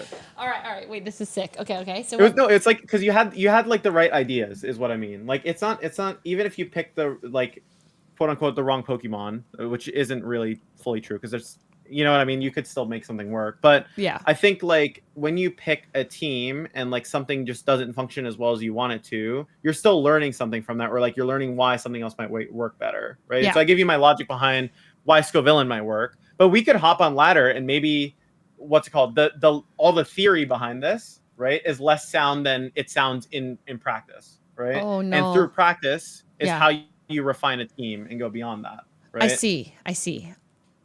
Okay. But what happens in Trick Room? That's my number one arch nemesis, by the way, when I see a Trick Room team. Is that like, can I get around it? Yeah, so that's honestly going to be part of like us also like figuring out the team. Like when you determine items and you determine moves and stuff, that's like the second layer of things, because a lot of the reasons why we picked these Pokemon so far have been like off of typing coverage or like what roles they fill out, right? When Yeah. you eventually flesh out your team, you're going to start thinking like, okay, what are my actual responses to certain team moves I could put on, stuff like that. But Okay. yeah. Okay. The good thing is right now Trick Room's probably the weakest it's been in a while, Yes! because I mean you've played Scarlet and Violet, right? And like Yes. basically when they have Expanding Force or they have Indeed, it's a lot better. But Yeah. Indeedy's not in the game, so Yeah. helps. And no Ursaluna as well. No Ursaluna Hizui as well is gone. So. Yeah, thank God. Ursaluna is like literally my worst Yeah. nightmare. Yeah, so from here, right, we can now go with Garchomp. So my idea with Garchomp is it's going to give you a really strong, well-balanced, not Dragon Cheer, that's Dragon Claw. I was gonna say, by what the way. heck is Dragon Cheer? Never heard that move. Don't worry about it. Okay. That move's kind of bad. Okay. Okay, but we're going to give it Lumberry. So do you know why we would want to give Garchomp Lumberry specifically here? Well, because Garchomp could get frozen. No, I don't know, because it's a good item. It's big. It's because but sleep. No. I don't know. Burn. I read chat. So I'll yeah, so confess. Will-O-Wisp from Rotom. Will-O-Wisp from Rotom is a really big one, but also too, we mentioned that your Azumarill and Scovillain are weak to poison type moves, which means that in certain matchups we'd be incentivized to drop those two against poison types, right? So against Sneasler, they're very rarely going to Dire Claw your Chomp. That's not the concern. But what's the other poison type that's in the format that's really good next to Zard Y? The other poison type? Yeah, there's another poison type that works really well next to Charizard That's Y. not Sneasler? Yeah. Venusaur. Mm-hmm. And Venusaur does what? Sludge That's really annoying. Bomb. Sludge Bomb and what's the support move? Raid. The powder, that sleep powder. Sleep Powder, exactly, right? So your team right now doesn't really have many Sleep Powder answers, and you don't want to just get completely wrecked by like Sleep Powder, right? Yeah. Especially if you're going to drop your Scovillain. So having a Lumberry Garchomp helps that matchup, so you're not just losing to it. Oh, okay. That's big. Okay. Yep, exactly. Okay. And for Aegislash, so this is going to seem really weird because Aegislash is conventionally a bulky Pokemon, but we're using it on an offensive Tailwind team. So speed is actually kind of important for Aegislash. If we go max speed on Aegislash and we go max attack Adamant, you're going to be able to outspeed stuff like Scarf Basculegion and a couple of other big like threats in the metagame. So this is where training a Pokemon can like sometimes change how it functions. if you have a spell tag Aegislash that's really bulky, it's going to interact with the game differently than if you have a really fast offensive Focus Sash Aegislash, and it's going to change how your opponent responds to you. Well, then why don't Right? I just get a? Oh, I see. Sorry, I was thinking, but why wouldn't I just run a choice Scarf Aegislash? But it's because I get that one shield move, and I want to do damage. Mm-hmm. Okay. And also to Aegislash benefits from switching its moves. So for example, the most potent like Aegislash combination right now is Poltergeist and the Shadow Sneak. In the format right now, Poltergeist puts a lot of things in range of Shadow Sneak. So you're actually going to be outputting so much damage with Poltergeist that you can follow up with the Shadow Sneak. And then it switches between shield and sword form when it uses King Shield, right? So when it attacks, obviously it becomes a weaker form where it takes more damage. Yeah. But because you have Stash, you can play it a little bit aggressively to where it doesn't matter if you change forms because you're not going to die in one hit. Got it. Okay. So yeah, that would be the idea there. How do we deal with the giraffe? Oh, for a giraffe in general? So there's a couple different ways you could go about it. So like, let's say like for a giraffe plus what would actually be the question you would ask? So like if it was like for a giraffe plus Incin with Trick Room, for example, right? Our game plan would probably be reliant around like Mega Scovillain, because Mega Scovillain would allow, like, we'd be able to get up maybe a Belly Drum early, right? Get some good damage off with like Giga Drain into Giraffe, and then play to remove for a Giraffe so you can Aqua Jet in Trick Room, for example, right? How do I get rid of it though? It just drops if you get a Belly Drum off and then attack it. With Play Rough. Yeah. Okay. Yeah, if you get a belly, you need a Belly Drum. Okay. I get a Belly Drum and I get Play Rough and I kill it. Okay. Okay. Right, but I mean that's still a really good question though, right? Like, because the question is like, okay, so what would we do there, right? Yeah. So then your last slot might want to be something that we can at least like think about it, right, or have some kind of counterplay for it. Okay. And I think the main thing that we would probably like work on is, okay, for this last slot, we want something that can maybe help us deal with like maybe Trick Room plus Torkoal, or we can like just think about generally a piece that would work well here. Because to me, immediately what jumped out in my head as like a really good option would be like White Herb Sneasler here, but you do accept that your Trick Room matchup is a little bit worse. And this is just the case with like any team. Sometimes you accept certain things are a little bit harder or worse. The other thing is we could focus a little bit more on that Trick Room route of things. Yes. And think about adding a slot to deal with that as well. That's Imprison Trick Room of my own. That's right. You could run for a Giraffe with Imprison Trick Room. No, that's a legitimate option. I mean, my own. Yeah, because people have run Imprison Trick Room for a Giraffe before. Honestly, what the fun part about team building is that you get to be a little creative, and I actually did leave the 5th slot ambiguous because I wanted to actually have you like, because I know I've been guiding you through it, but I actually wanted to have you. I wanted to have you try and like logic through a couple different options and then pick what you felt like was best, and then we'll try that. And if it doesn't work, then we can adjust that slot as we're playing. I think that would be good, because then it literally lets you test the idea that you want to use and see why it does or doesn't work. But we'll Incineroar? No, that's crazy. We don't need Incineroar. That's a... Honestly, Incineroar is not even that bad. You could have Incineroar on the team, and it's like always good. I feel like it's gotta be.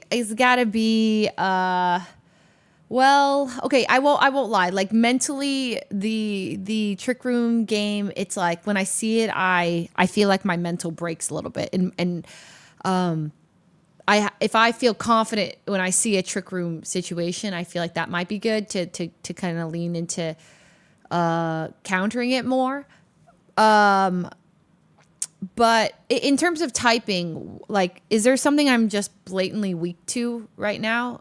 I'm trying to think. I could give you some Pokemon that look a little scarier. Meganium potentially, but you have Scovillain, so it's probably okay. But Meganium, if it gets in the right, you have Scovillain and Aerodactyl, but I'm saying outside of your Megas, Meganium puts on a lot of pressure on the Aegislash, Garchomp, Azumarill, right? Although Meganium's a little bit less frequent, so you don't have to worry about that as much. Floette, you should be fine into, because you have Aegislash and you have Scovillain, so it's fine. Some other Pokemon, I mean, Trick Room, like specifically Eruption in Trick Room is like definitely something that could be scary here. I would say that's probably something that sticks out to me as being a little bit scarier. Okay. Offhand. Torkoal So, and yeah. Hisuian Typhlosion. Scary? Less so Hisuian Typhlosion, more so Torkoal. Just Okay. Torkoal, Trick Room, Eruption. Okay, Torkoal, Trick Room, Eruption. So, oh god. So say they start Frigoraph and Incineroar, and then they go Fake Out, Trick Room, boom, bring in the Torkoal, and they still have Armor Tail pressure, so I can't Aqua Jet. And Drought's up, so it doesn't even do that much. So, well, So I feel like it's so here. I'll give you some direction here, right? So as it stands right now, right? Would you say we have enough checks for Sneasler? Yes, definitely. Okay, so we could theoretically have a fighting weak Pokemon on this team. You mentioned that Torkoal is pretty difficult, right? Yes. Another Pokemon that could be really good is Frostlass, so another weather person, right? And then Rain as well, Pelipper could potentially be a little bit weird as well. So is there a Pokemon that can change the weather from them, even if they're weak to Sneasler, it's okay, and could theoretically also, though where this works too is that it could also take away the weather, so your Azumarill could hit with a full power Aqua Jet in front of Charizard if that ever came up. Damn, I was gonna go with the cutie patootie for my last one, but you're definitely saying Tyranitar right now. It's definitely up there as one of the best options for sure. Because what Tyranitar does for your team specifically is it gives you some weather control, so you have some agency over the game. If they if they have weather, basically, you can control the weather and make it more difficult for them to do what they want to do.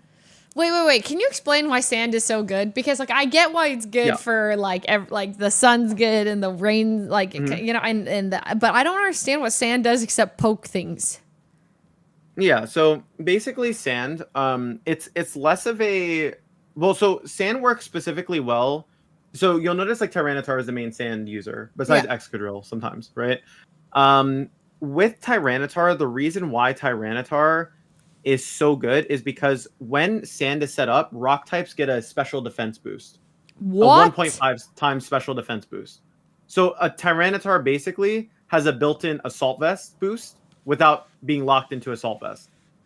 Okay, that's crazy. I didn't know that. Wait, so they get a defense and special defense or special defense? No, just special defense. Oh, Just okay, special okay, defense, okay. Wait, okay. Built-in assault vest. Okay, that's crazy. Yeah, when it has weather, when it has like Sandshrew. And Aerodactyl benefits too. Yeah, exactly. So Aerodactyl would also gain. We beat the game. Well. This is it. Yeah, this is it. We win. Yeah, and then the other part that I think is really good about Tyranitar is, well, you get 3 Rock Sliders. So. Wait, no way. You're gonna do Rock Slide on Tyranitar too? Oh yeah, 100%. Oh, 100% we're running Rock Slide on Tyranitar. 3 Rock Sliders. Okay, I'm in. That's tilting, if anything. That'll break their mental and their sash. This is it. It's just mental warfare with Rock Slide. This is big. Right? This is big. Okay, I like it. We can talk a little bit about the item choice on Tyranitar. So Aegislash's Sash is actually not bad here as well. You could also make the option. This sounds a little crazy. You could go with Sash Tyranitar, so it can sit in front of a Sneasler no matter what and always survive a close combat. Ooh. And then what you could do is you could do Aegislash with Spell Tag, so it gets a stronger Poltergeist and Shadow Sneak. So you actually have some good options there between your items. Okay. They said, Coach, what if we went with Sandvale on the Chomp? You could. There is a really goofy set that you can run, which is Bright Powder Sandvale. And the way Sandvale works is when Sandstorm is up, Garchomp gets an evasion boost. Its evasiveness is 1.25. And when you stack that with Bright Powder, there's like less accuracy against them as well. Oh my God, that's actually awesome. So if Sand is up, they actually, like, let's say they click Sleep Powder on you, it's probably around like 50% accurate, but the trade-off would be is that like Lumberry would just be a consistent way to always deal with it, would basically be the trade-off. Oh, 100% move becomes 72%. Is that true? Something like that. Yeah, something like that. It's like it's in the 70s for sure. Wow. Okay, but that would be like that'd be okay. I see. But we'd probably prefer Lumberry because of the will-o-wisps I mean, it's up to going you. You around. say you like gambling, so I Oh, don't that know. sounds pretty Like, fun. I'm not even gonna lie, that sounds pretty fun. Bright Powder Sand Veil. It does. I will say it does let you win games that you should not be winning for sure. Because there are going to be situations where like you absolutely should lose the game and your chomp just dodges because sand is up. Wait, I will say and that it's like a built-in say that. Lumberry because it's like they're not even gonna hit the moves that they're gonna even. Right? It's like It sounds like you want to use Sandville. yes, Basically we is what it gotta is. because they're not even gonna hit the thing that would make me fall asleep or burn. So that's good. That's good.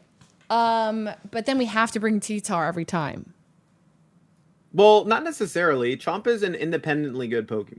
Like the idea is that you like when you build it. Well, that's partially that's why I was encouraging you to use Lumberry actually because technically you can it makes it Chomp more viable when you don't have Sand active, right? But if you're gonna run Sandville and just full invest on the gambling, that's like fine. But sometimes you're gonna have to not take Tyranitar and have the discipline to like not take the combo if you need to. Yeah, but then I still get Bright Powder, which is it's still they could still miss. Or I mean, yeah, I mean, well, so the one trade-off I will say by losing Rough Skin as well that I should tell you about, although you have Sand, so maybe it's not relevant as much.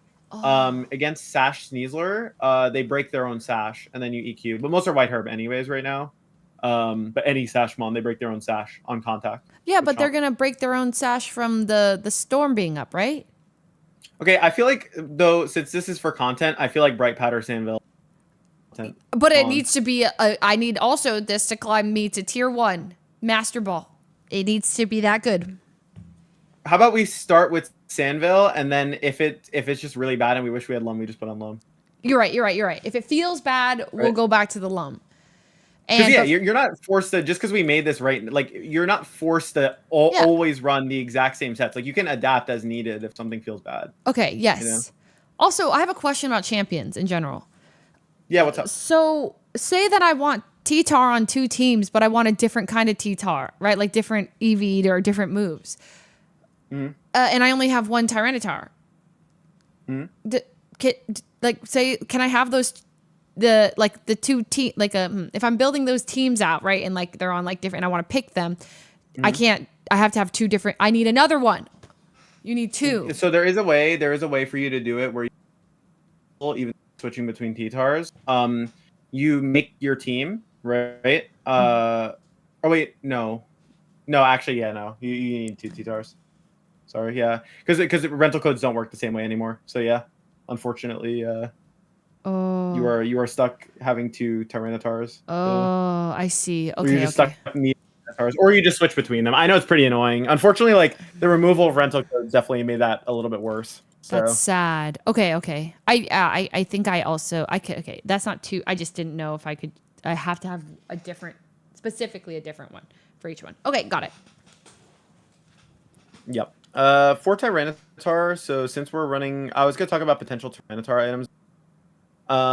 Scarf was one option, but I think that you actually want an item that's gonna let it sit there and be like bulky, because you want to be bringing it to override weather, especially against like Trick Room maybe, right? So it's going to be kind of important for you to have an item that lets it do that safely. The one interesting thing is we've actually used up quite a bit of good items on some of the other guys, like Citrus. We've used up Sash, like, although we dropped Bright Powder. So Lum is one that you could use to just block status like burns if you want to with Tyranitar. Okay, that's one option. The other option, Chople is weird because you need to invest a ton of defense to live a Sneasler close anyways.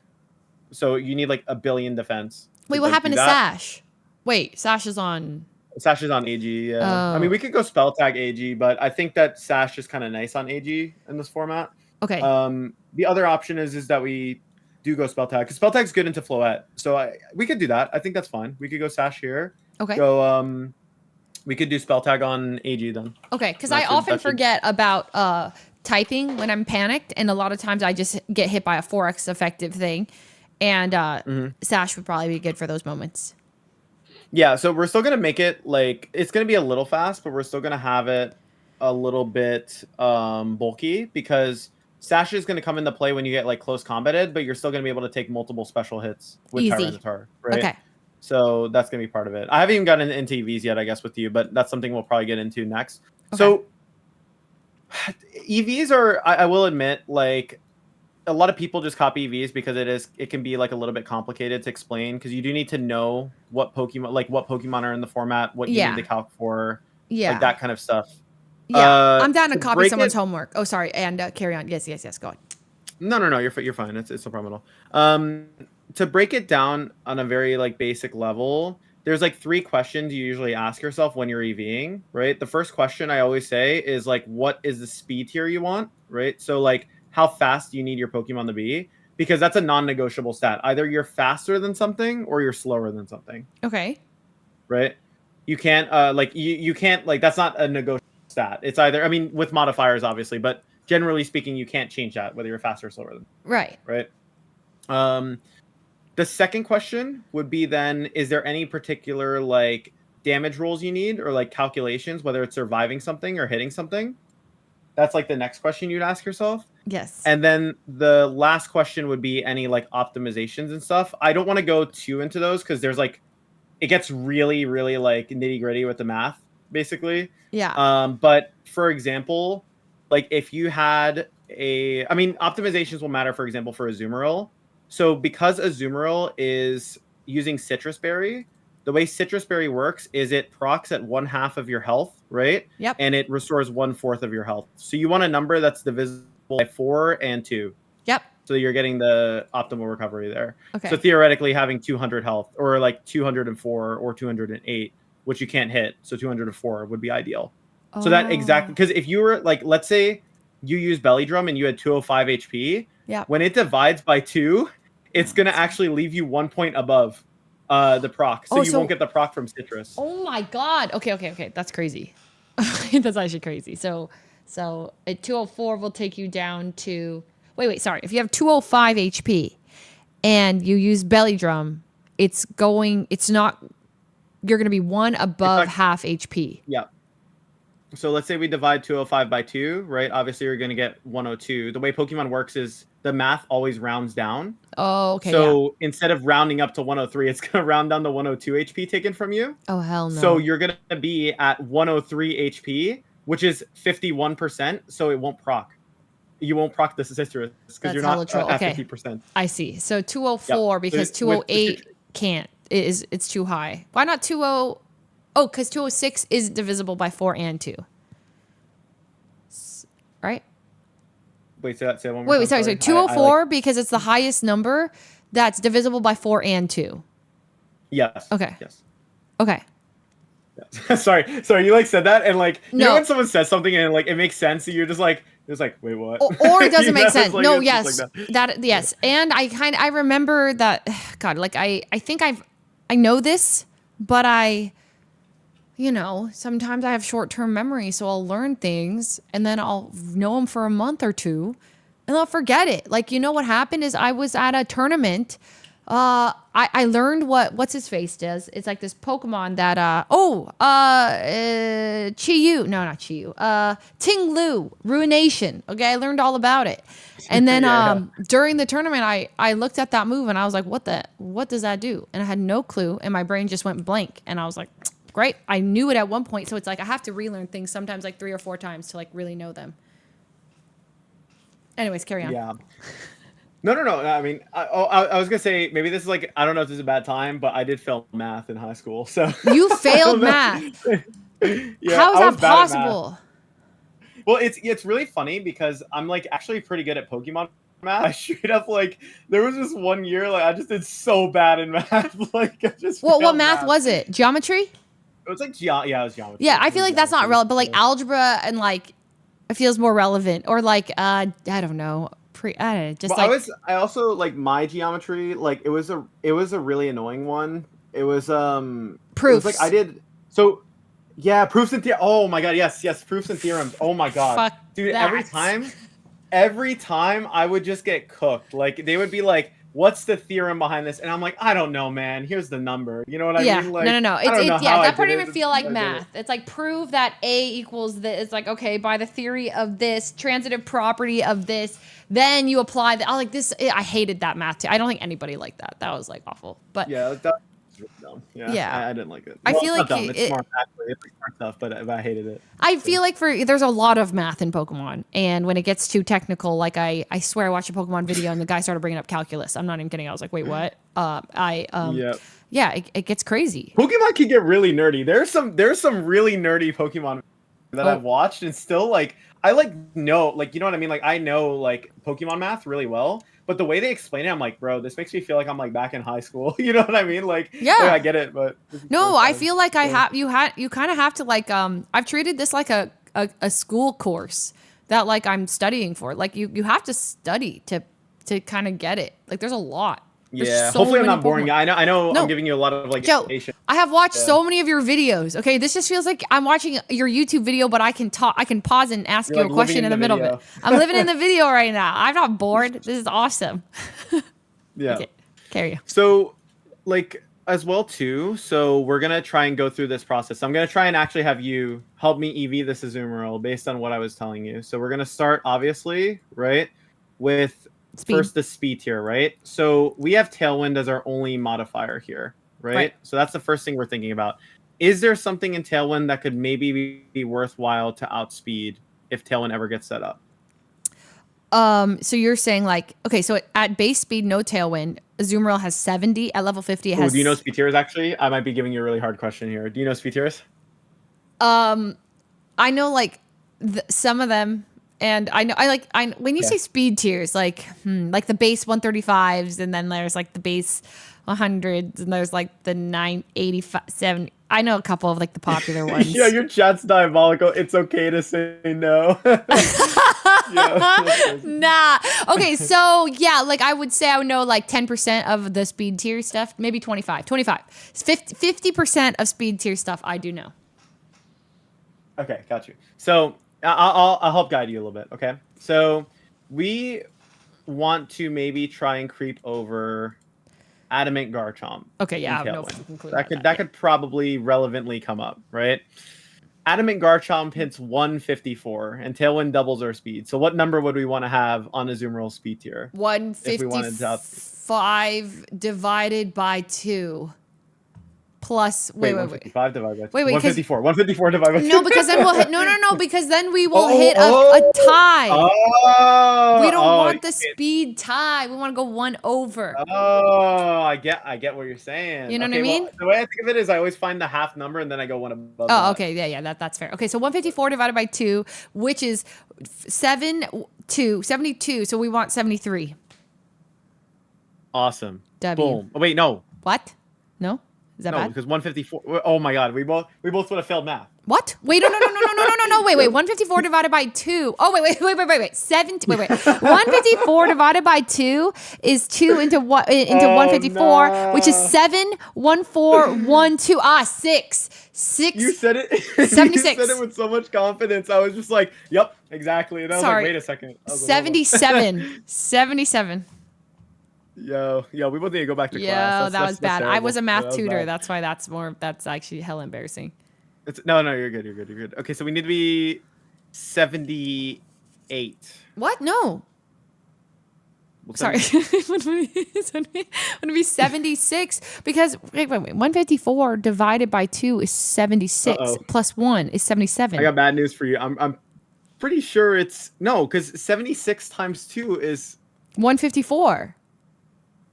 no, and there's what? No, Wait. wait. Wait. Really? That's 150. No, that hits 152. If you multiply, yeah, because if you multiply. Wait. 150. Okay, you're trolling me. You're trolling me. You're trolling me. It's because I need a pencil. 154 divided You're by trolling 2 me. You're trolling me. You're is trolling me. 714. 77, 78. You're right. I did it too. Yeah. 78. W troll. I respect it. That's It's all actually good. my bad. That's actually my bad. That's my No, bad. I I was really understand. confident too. But yeah, you're right. Okay, so 78. 78. I like how this. I like how we just talked about failing math. And you're like, yeah, I'm a tutor, and they just flipped around. It's like we were just like, yeah, Yeah, man, yeah. this is Okay, numbers. it's been. I need paper. Once I'm on paper, I'm invincible. So this takes out this will help us speed creep. Is that what we say? We speed creep the adamant Garchomps. Yeah. So in Tailwind, we'd be faster than Adamant Garchomp. Wait, question. Yep. Like, I understand why you're like, okay, a couple things. One, how am I supposed to learn all of the speed tiers? And how many speed tiers? Okay, two, how many speed tiers are there? And three, why are you worried about adamant Garchomp? About like, why is that the thing you think of?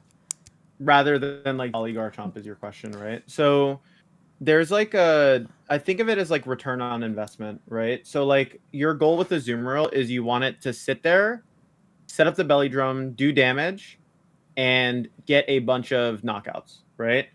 At some point, investing in speed gives you lower return because you're covering for less possible things.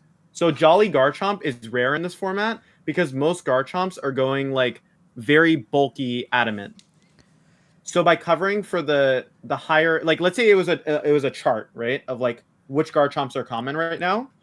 Sure. Probably Jolly Garchomp is like around like 20-30% of usage.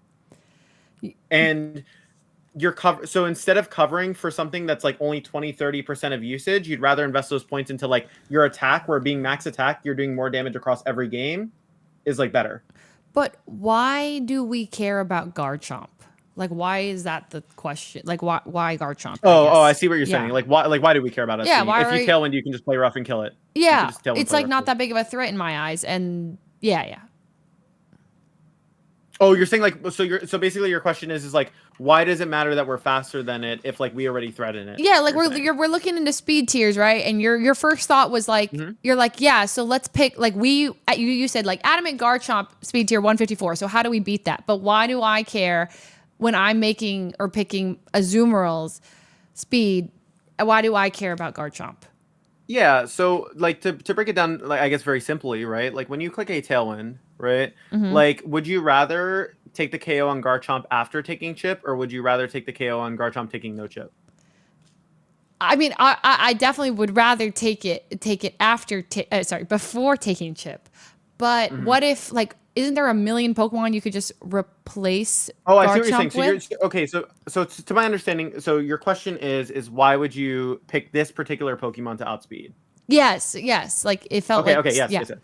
It's usage. It's usage. It's just simply usage. If you're looking at like how often are you going to hit a Garchomp in a game?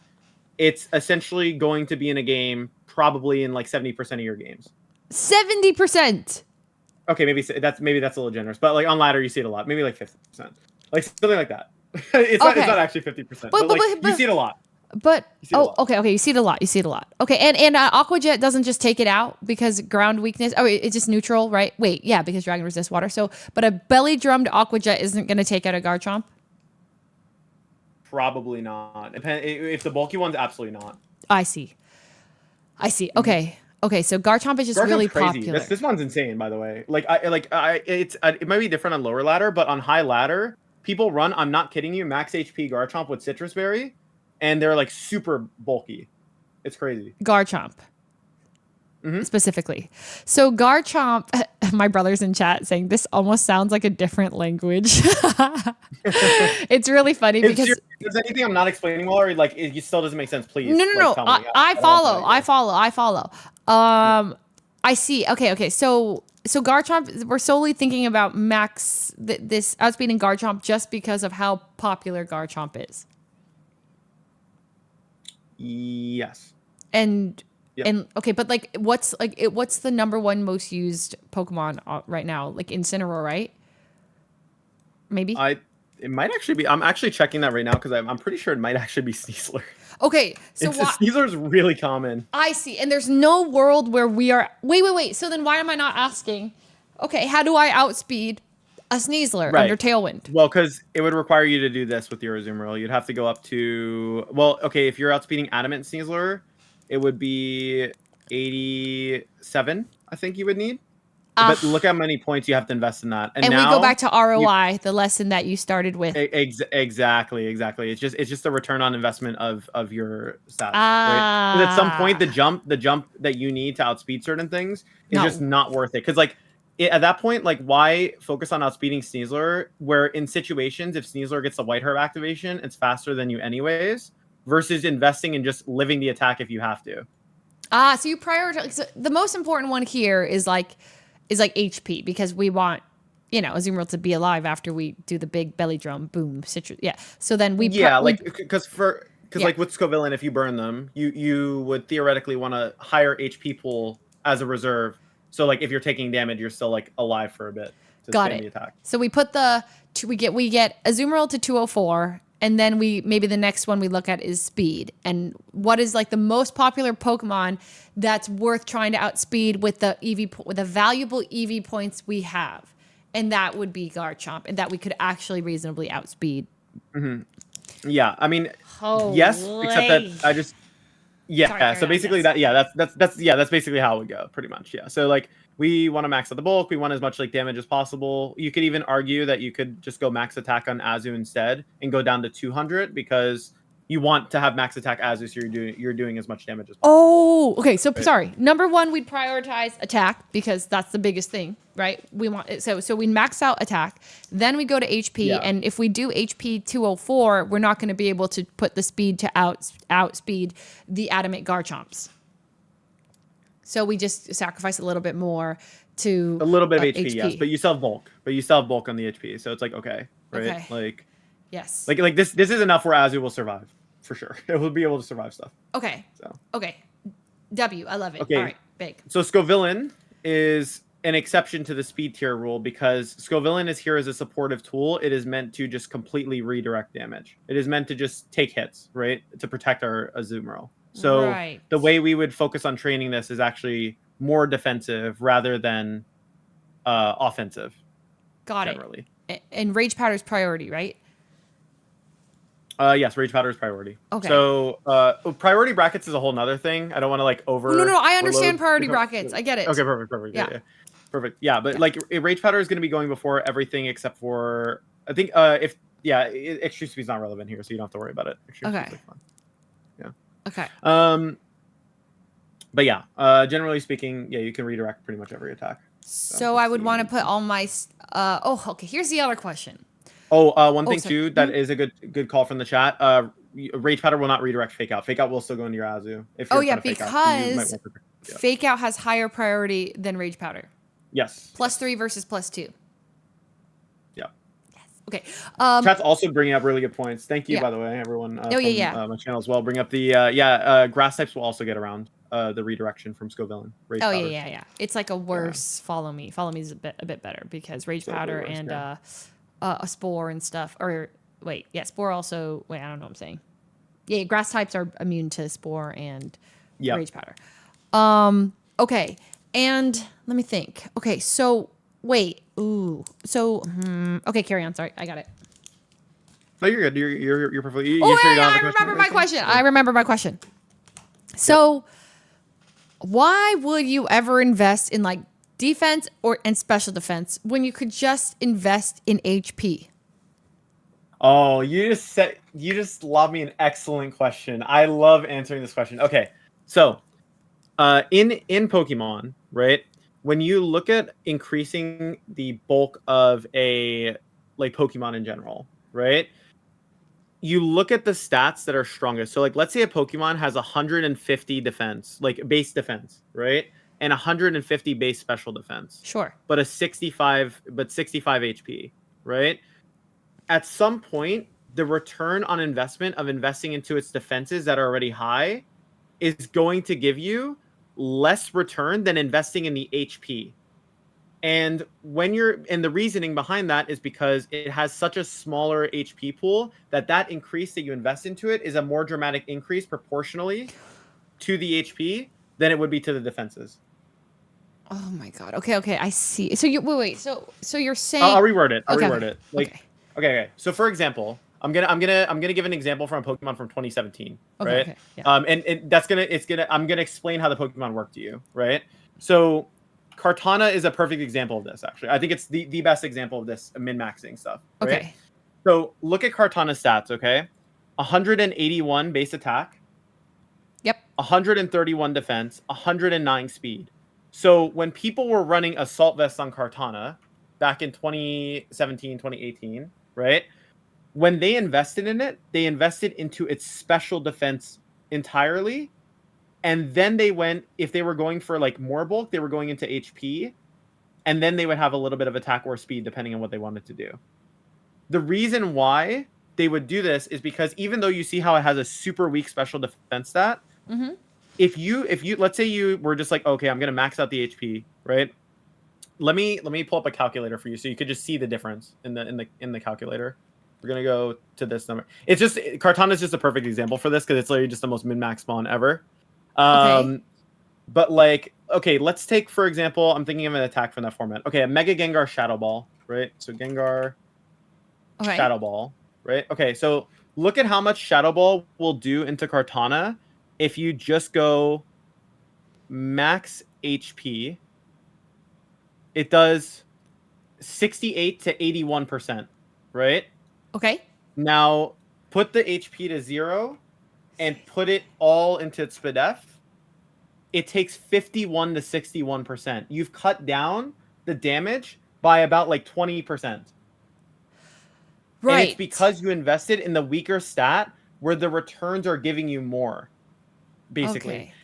Whereas, like, for example, like if you take a Pokemon like, I'm trying to think, Dusclops is actually a better one for this example. Really high defenses, 130 base defense, 130 base SPDEF, but look at the HP. It's like miserable, 40 Right. base HP. Okay. But every time you would want a 252 HP your Dusclops, because let's say we looked at like, generally, let's say we maxed out its defenses, which were already strong, right? Right. And let's say we take a... Okay, Urshifu's on this format, so I'm going to have to think of a different dark type. I'm going to take a Houndoom, even though that's kind of irrelevant here. Okay. Dark Pulse here from Houndoom, right? And we look at, like, let's say it's max special attack, right? It does about 73 to 85%, Okay. right? Now we're going to put it into its HP instead. Off of its already... Oh, I need to put EV Light on, by the way. I forgot to put EV Light. This thing's even more broken with EV Light. Okay. Okay, sorry. Wait, question. it's actually doing- Dark Pulse Yep. is a special attack. Yeah, special attack. Special Okay. attack. So we're Okay. using Got it. special Got it. defense. Okay. So, but So- Dark Pulse is only calculating when it attacks. The defense stat is irrelevant, right? It's just not even in it. It is just calculating Defense the stat doesn't special matter, yes. attack Defense of stat doesn't Houndoom against the special defense and HP something of Dusclops here, right? I thought of an even easier way to explain this to you. Okay. HP doesn't reduce the damage you take. Defenses reduce the damage you take. If you have high defenses, the damage you're taking is already reduced pretty heavily. Okay. If you have low HP, your HP reserve pool is like lower, right? So if you just have HP maxed out on a lower HP Mon, the HP pool is going to go up by an astronomical amount. But if you invest max defense into something that already has a really high defense, it's not actually impacting that much. Okay. It's proportional. Yes, exactly. I Exactly. think I get it. It feels like it makes sense to me. I couldn't explain it myself, but at its core, I feel like I get it. And it's one of the tougher ones to explain for sure. Like I think it's not hard to explain, but like for example, Scovillain, right? Like you would invest into its HP because another reason why you would invest into HP over one specific defense. Yes. For Scovillain, it's taking both physical and special hits, right? Wait. So by increasing the it's going to be taking both Wait. attacks from physical and special attackers. Oh yes. Of Yeah. course. So because it's going to be taking hits from both physical and special attackers, when you increase your HP, you're increasing the HP reserve pool for both kinds of attacks. When you invest straight into your defense, you're only helping yourself defensively. Ooh, question. So following up that, right?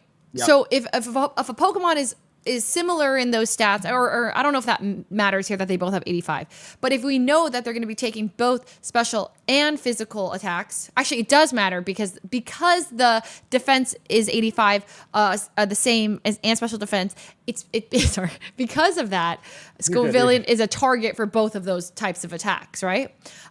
So because of that, it's smarter to invest in HP because HP basically is like, accounts for both types of attacks you're going to take. Essentially, yes, because you're saying you're taking both physical and special hits. So investing in HP comes up more because it's going to be helping you in both cases. Yes. Yes, versus like Blissey. Wait, I don't know if this is a good example. Blissey has what, really high special defense? Mm-hmm. Okay, and like I don't know the Blissey's defense stat, but like because Blissey has super high, It's horrible, by the way. Yeah. It's funny you mentioned one of the lowest defense Pokemon in the game, like Okay. like physical defense. Yeah. but Blissey's special defense is really really good, right?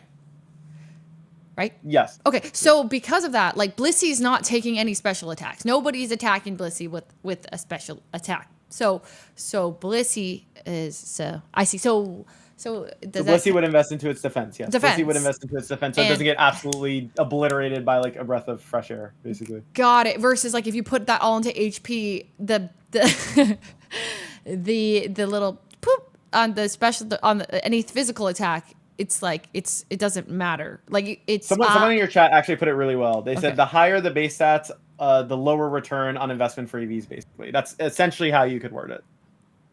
Oh, so if you have something really low, it's better. It's usually like that's kind of almost like their weak point. That is their weak point. If it's relevant. So for example, we don't care that Scovillain has a bad base speed because we're not using its speed. It's just yes. at the redirect. Okay, got it. If it's relevant, yes. Okay, so I totally get it now. Actually, I think I could teach it now.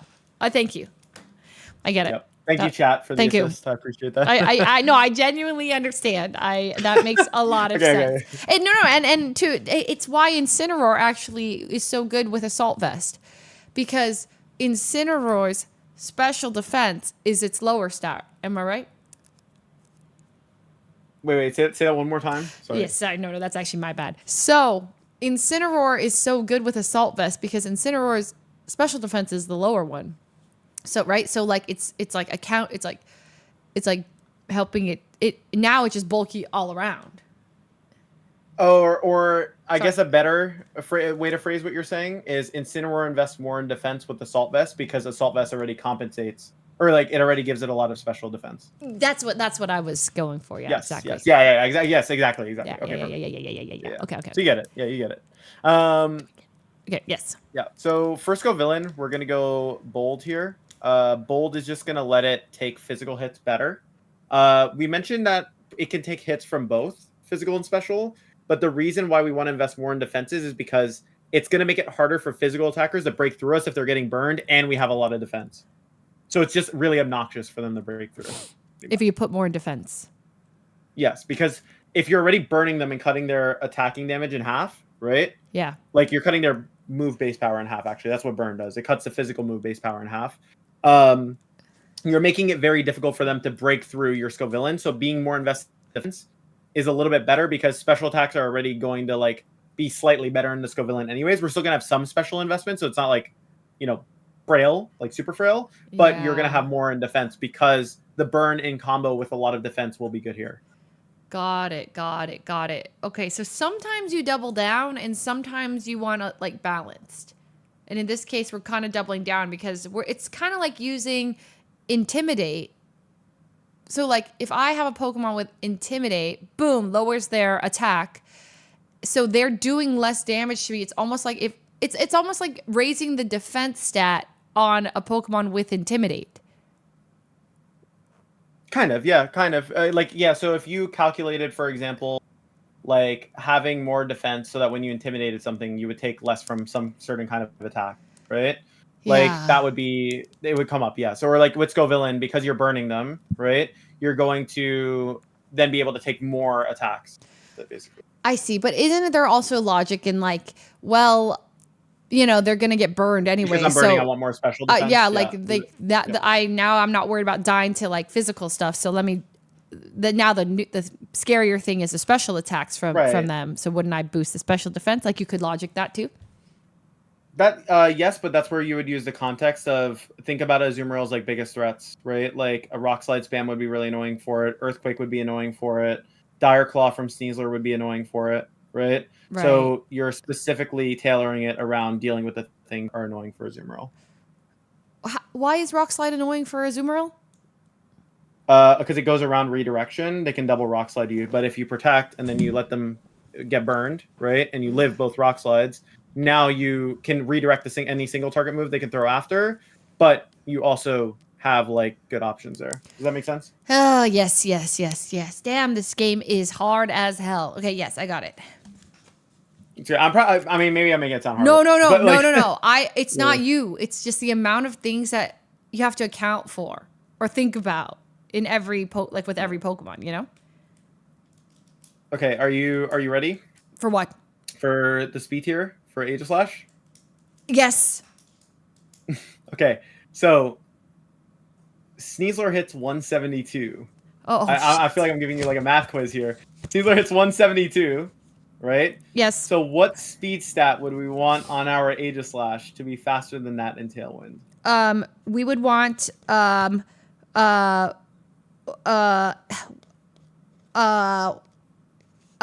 87. Boom. Let's go. That's right. That's right. 87 because 172 divided by 2 is 86 plus 1, 87 to make sure we outspeed Sneasler. And Aegislash already has high natural defenses and a weak base HP, so where should we invest the remaining HP?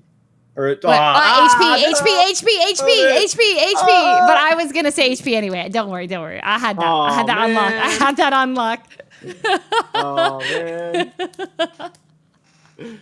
Yeah, no, I had that. All right, wait, it's okay. We had the right idea. Yeah. All right.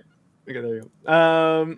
And obviously, too, right now we're going through it very simply. Obviously, if you're looking into how a top player would normally be, they would probably be running more specific calcs. But I want to make this as like streamlined as possible for you, so that like if you were doing this on your own, you at least have a general idea of how to make something like decent.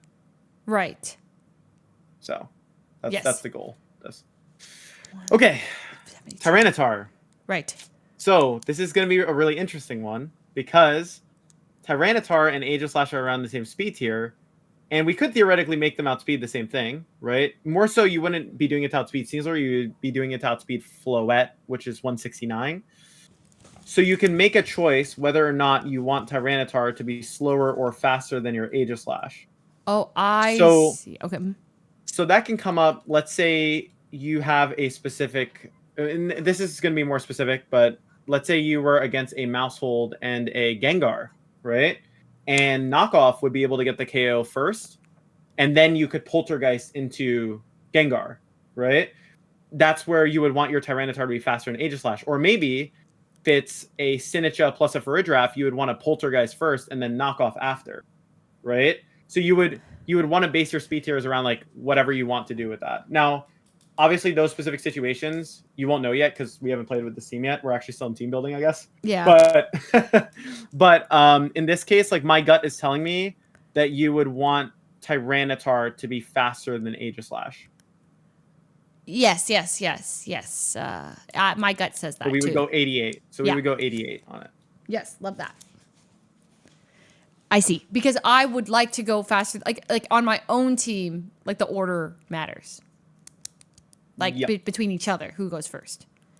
Mm-hmm. Okay, got it. Mm-hmm. Cool. And then for attack investment for Tyranitar, because you're Sash, you can kind of just avoid. You can kind of like avoid having to like bulk out for very specific calcs because you're gonna live any like close combat coming your way. Okay, true. Tyranitar is one of those mons where like in this case we're just gonna keep it simple. We're gonna max out its attack so we can get max return on investment of the attack stat. We're gonna be throwing out physical attacks. We want to be doing as much damage with that as possible, right? And then for Tyranitar, by the way, or anything Assault Vest small optimization thing, because you're multiplying by 1.5, technically having an even number can be an optimization, but that only comes up like half of the time. So it's kind of like irrelevant. But for Tyranitar, like Sandstream would multiply your rock type special defense by 1.5, right? So having an even number would give it a better boost than if it was an uneven number. Got it. Wait a minute. So why am I not putting more points into my special defense here? Because think about it. Remember when we were talking about Assault Vest Incineroar? Yes. It's already getting basically a Assault Vest boost. So unless you were calculating for something specific to survive, you wouldn't really need to invest into its special defense in this particular case. Okay, I see. Because it's already getting. It's already a naturally high stat. Like, look at it. It's 100 base stat, and then it's also getting sand. Got on it. top of that. Got it. Okay. This is why T-Tar's so good, by the way. You're asking why T-Tar's good. Its Spadef is insane, and it gets a sand boost. Oh my god. And That's it's why, like, and it walls out counters Zard. weather. Yeah, that's why it walls out like Zard, Pelly when sand is up, because Pelly uses Weather Ball. So Oh, it's weather. Oh, weather ball's a special. And Weather Ball changes the typing based on the weather. So when T-Tar comes in, it trolls Pelipper because Pelipper can only use a rock type Weather Ball, so it can't hit the T-Tar for super effective. oh my god. Okay. I see. Okay, this makes sense why sand is so good. I had no clue it got this freaking assault vest for free. That's nuts. Sand's actually good though because we can gamble with Garchomp better. That's actually why it's good. Yes, exactly. Yeah. We have our Sand Veil Bright Powder. Nothing's hitting it.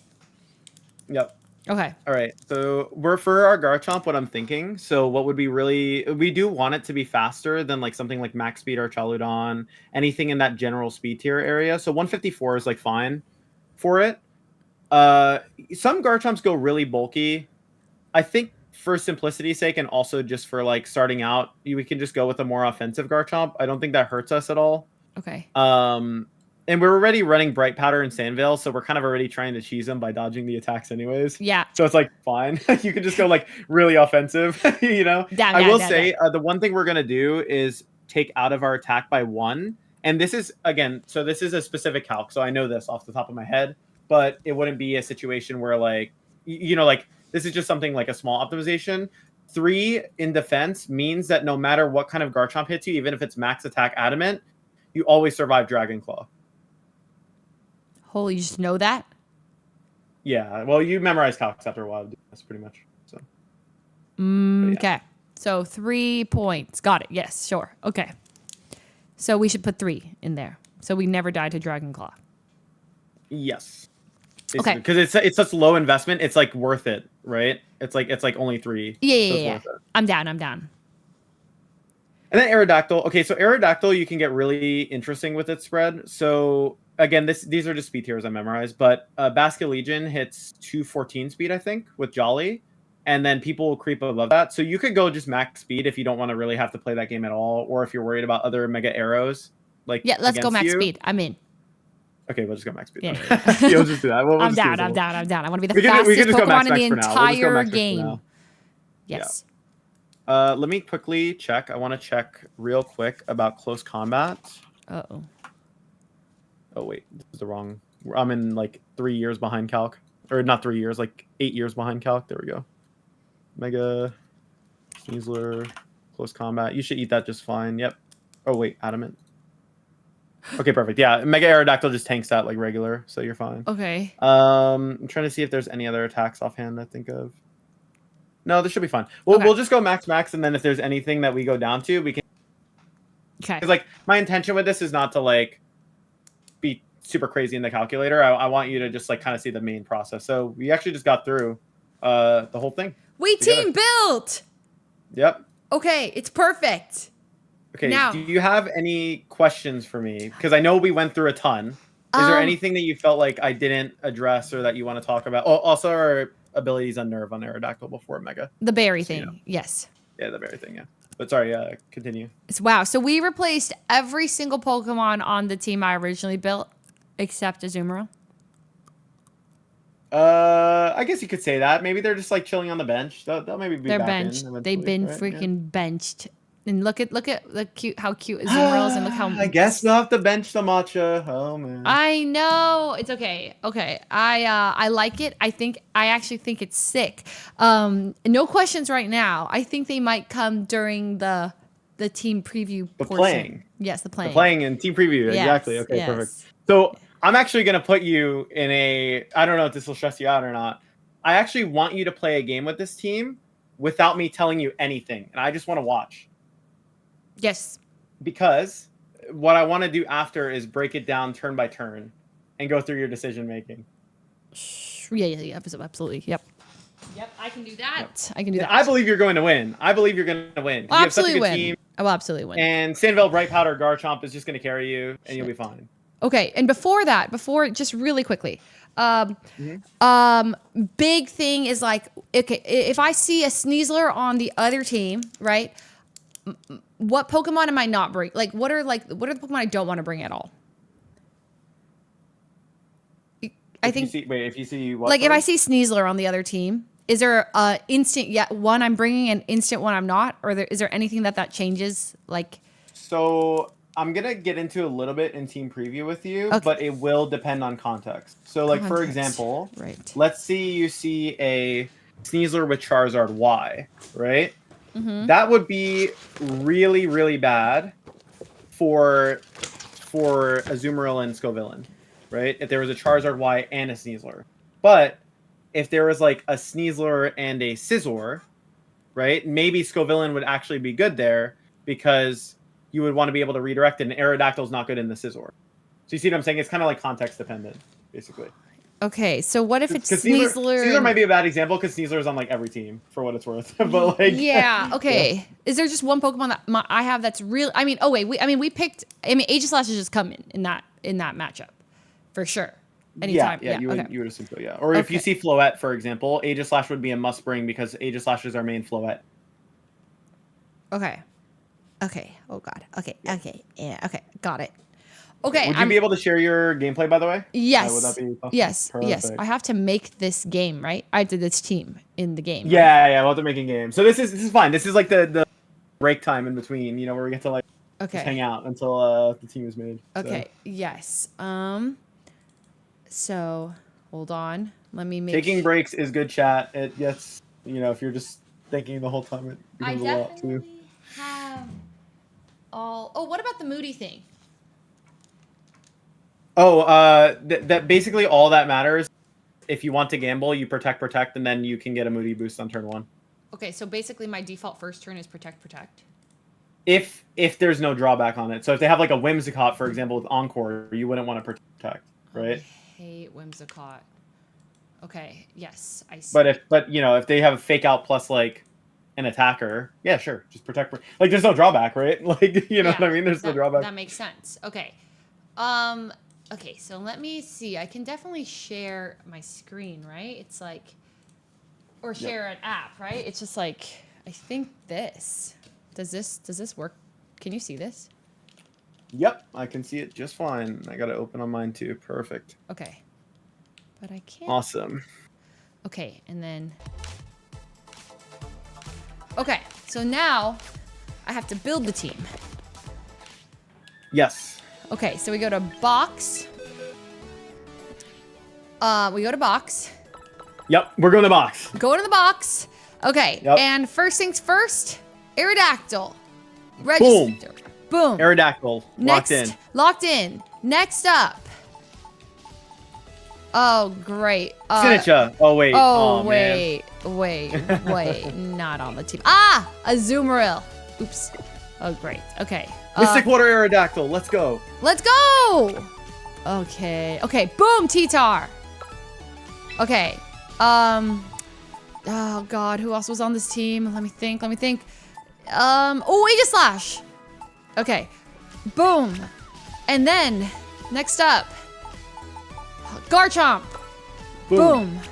And last but not least, shit. Wait. Do I have this thing? We lost the plot. We lost the plot. Wait, Scovillain. We got it. Scovillain oh, right there. oh God, no! I would never have gotten that actually. Okay. Boom. Okay. Okay. So now we need to find the items for them. Give an item to Aerodactyl. Yes. I definitely, in no world, have this bit. Wait. Yeah, I need to go buy that. Yep. I think I need to go buy a couple items. Okay, so I go to the shop. Oh, great. Okay, so I go to the shop, and then, boom. Okay, so let me buy Aerodactylite. Okay, and then let me buy Scoville. Do I have Scovillinite? It would tell me, right, if I already have it. I'm gonna buy it twice.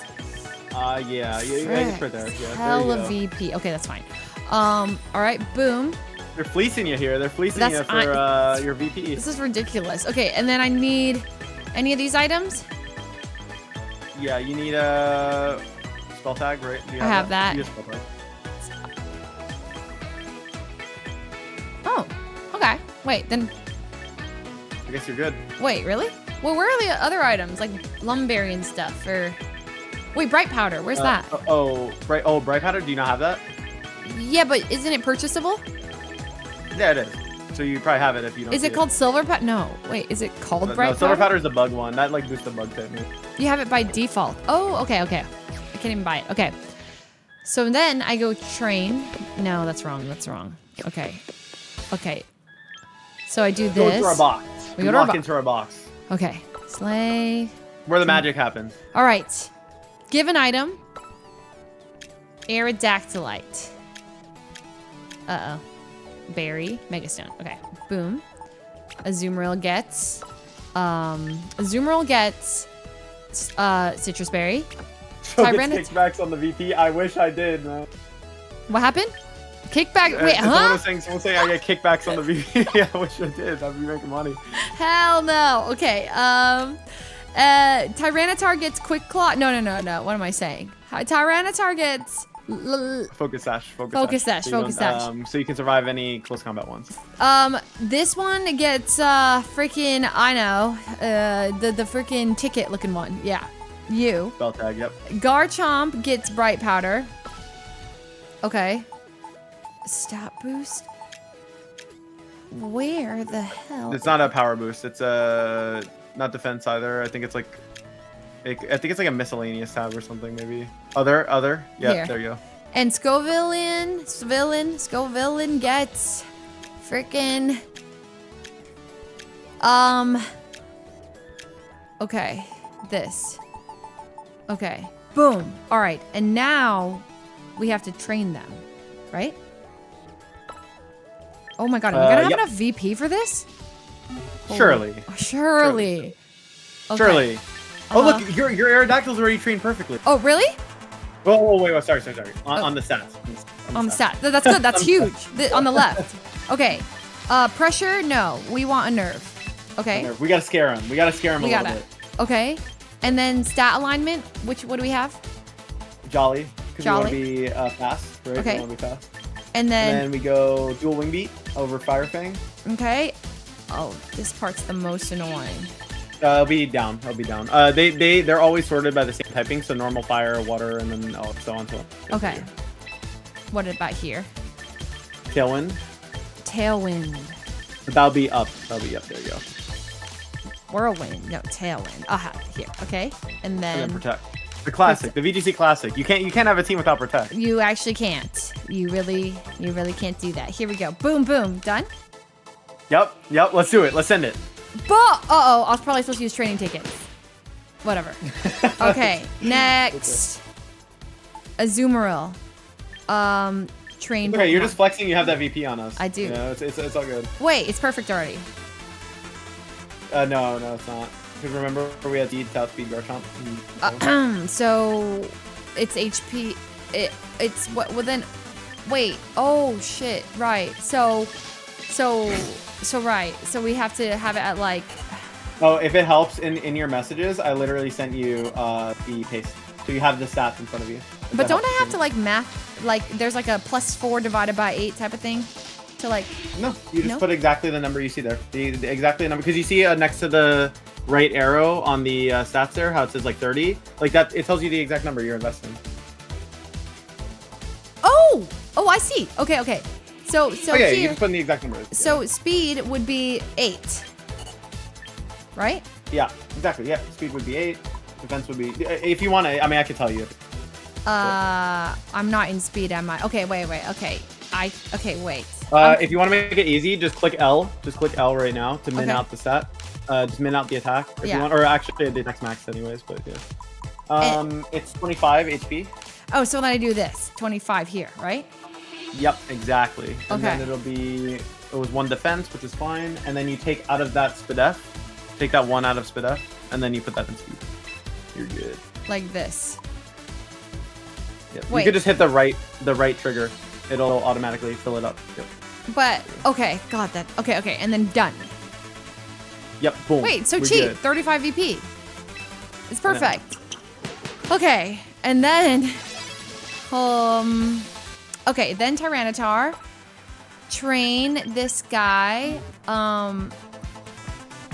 27. Okay. Max speed, max attack Tyranitar is hilarious. By the way. I trained this myself. You could low key What? like run this with Sash. Funny enough, you could like low key actually run max with Sash. It's pretty funny. Because theoretically you are like offensive. You know what I mean? Did I kind of cook with this or no? If you make it adamant, I think you could maybe cook with it. So we should keep it like this, or You could just do the 1v day. I don't run fine. I think I kind of like it. I kind of like it being fast, actually. I think. really? Okay, so we do. Yeah, we can go. Let's go adamant. Let's go adamant, and let's keep the stats. Let's keep these stats. Go adamant, and then go rock slide, knock off. Rock Yeah, slide. knock off low kick.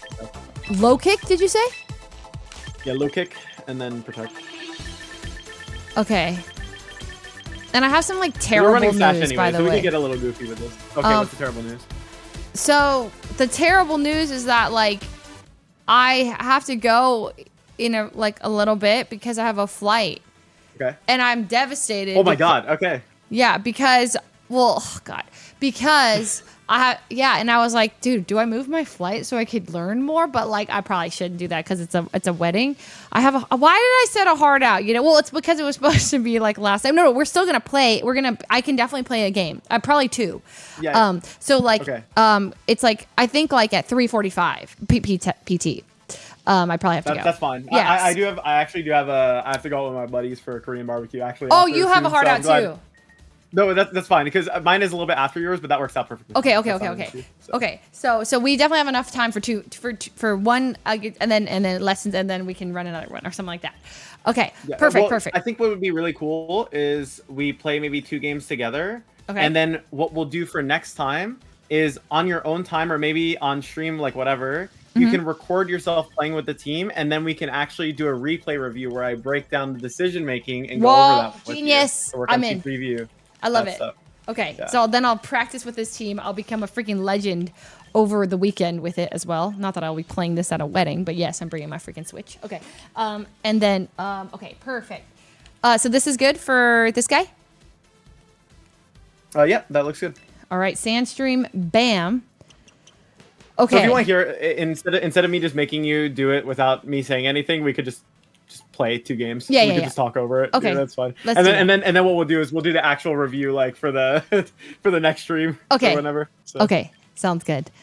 And then for This one needs Poltergeist over Swords Dance. And Poltergeist. you need a little bit more speed. Poltergeist. Okay, which is a physical move. Okay, and then it needs speed. So what do I take off of you? Both of these are a little too high. We go 29 HP. And then we do 30 attack. And then we do 7 speed. Perfect. Yes. And you need to be adamant as well. It's yeah, take out the fence. You need to be adamant. And adamant. Okay. Boom and bam. Okay, stance change, we're good. Everything else is good. Should I use train I tickets? think that looks good. Nah. VP's easy. Not for that. Yeah. It should be fine. Okay. And then let's see. Garchomp. Oh, look at that.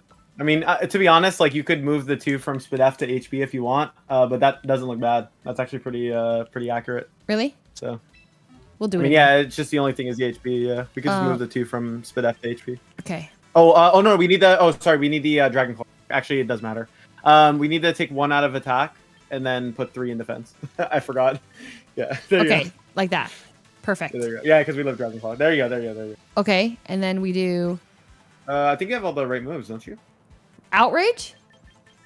Did you have outrage? Yeah, you need Dragon Claw. Yeah, I'm Sorry. running outrage. This is I didn't play realize you this had guy in singles, and I don't Yeah, know. it's down. It would be down. Because you were on Dragon moves before with outrage, where it was. That's Dragon moves. Wait, I don't get it. Oh. Wait. Yeah, Oh, I they're get all it. categorized together by type, right? Dragon Claw. Got it. And then rock. Oh, I see. Rock slide. EQ's good. Yeah, EQ's good. You have EQ. Sorry. Yep, that's my bad. Yep. All right. You're fine. Okay, bam, and then protect. Right. Protect. Oh God. I'm a little slow. Yeah, I am. And so what? Okay, bam, rough skin. Nah, not rough skin. Sandvale. Boom. Adamant. Is that right? Yes. Boom. Yeah, adamant. Yep, that looks Commence correct. Yep. training. Boom. All right, and then the last one to train is Scovillain. Oh my god, I've never The used villain. Scovillain. The villain. So ugly. I'm ready. Okay. Scovillain It's pretty has- ugly. Oh I'm not god, it's gonna like lie. so This is how ugly. I know. Okay, special attack. Wait, this is all wrong. And this is all Okay. wrong. We want it to have maxed out HP. 25 here. Yep. And then we want it to have 9 in Spadef. Boom. And then we And want it bold to nature. be bold. Being Needs to be bold. bold. And ability, moody for the gamble. Then Yep. for the moves, I'll do this faster. We want... Wait, I saw Rage Powder. I saw you just skip by overheat, which is really funny. Wait, I need that too. Oh, spicy extract. I Giga need Drain. that. Oh, Giga Drain. Giga Drain. You also no. Giga Drain. Giga Drain. Giga Drain. Giga Drain. We need Giga Drain. And then we need Protect. Yes, Protect. And Yes, then we yes, need we do. Overheat. Boom. That was the fastest one we did. Okay. Everything looks good? Commence Yep, training? looks good. I'm going to use training tickets This on could be a one. training ticket Yeah. angle. Yeah, I was gonna say this could be a training ticket. Yeah. Okay. Perfect. Holy shit. Okay, we've done it. Take it. Yo, I'm not gonna lie. Your move order is like kind of homeless. Like Kind of powder what? first. Look, rage powder. Look, we have rage powder first slot. Is that crazy? We have Giga Drain second. It's just like it's like the most cursed move order I've ever looked at. Like Cursed. just having like rage powder, Giga Drain, protect, overheat. It's so funny. Okay, so how do we... Oh, Protect should be in the... Because you know I actually don't click my moves on time a lot. It happens a ton. So if I want to swap the move order, how should I do that? You just go to train Pokemon. It's free. It doesn't cost anything. Okay, You click on the move. You click Y, and then you can move it around. like this should be the order, right? Yeah, if you want. I actually never do protect in the first, but I like that's normal. People do protect in the first. I think- Oh, you just left without doing A training. I think it's the same. Really? No Yeah. way. Oh my. Okay, here, like this. And then I go... Oh, I have to actually commence the training.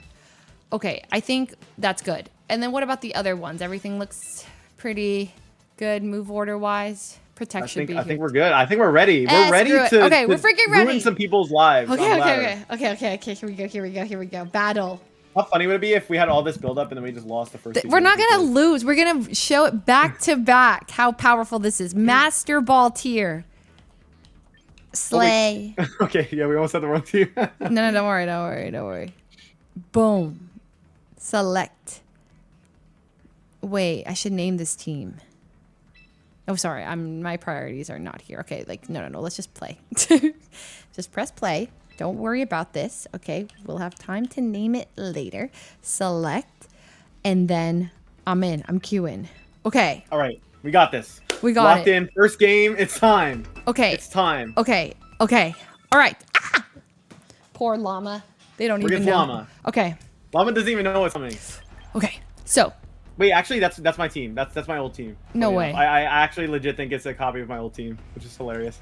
Oh, well, so, I mean, what are your thoughts? You know, we can, I think following your train of thought first would be so good. I'm gonna give you a quick way to like easily pick things in team preview. So they have rock slide spam, right? Would you rather an Aerodactyl or a Scovillain take those hits, considering the abilities and stats? Oh, it's Scovillain. Scovillain, right? Okay, Yeah. perfect. So we'll pick Scovillain in the lead. And Azumarill. Then, Oh, no. yeah, Azumarill's okay. I think you can go Azumarill. Yes. You want something that can sit in front. So like, remember too, there's a Corviknight, so we have to be a little bit with that. Right. At least Aegislash walls it out and can Poltergeist it back, which is fine. So we could go with Aegislash. Wait, right? okay. Wait, it can... Because it walls it out. It walls it out because if they set up defense boost, they can't body press it because it's a ghost type. They can only Brave Bird into you. Right, okay, yep, we're ghost type. Okay, so, okay, body Is there press... Aegislash King Shield or is it Protect? My what? Or did we make it Protect or King Shield? For some reason, I'm worried that we made it. No, it's King Shield. It's Surely King Shield. It's, yeah. Okay. And then if they have 2 ground weak Pokemon, a Kommo-o, and Incin, and they're setting up Sand for us, what can we take here? That's really Aerodactyl. good. Wait. Oh, Garchomp, Bright Powder, Sandville. Shit, why? Because Because we could cheese them. Because we could cheese them with the sand. Oh, because they set up the sand for us. Yeah, they set up the sand for us, and we can earthquake into their Tyranitar and Excadrill. Oh, right. We don't even need our own Tyranitar when they brought it for us. So what the hell? Exactly. Does this free? Okay.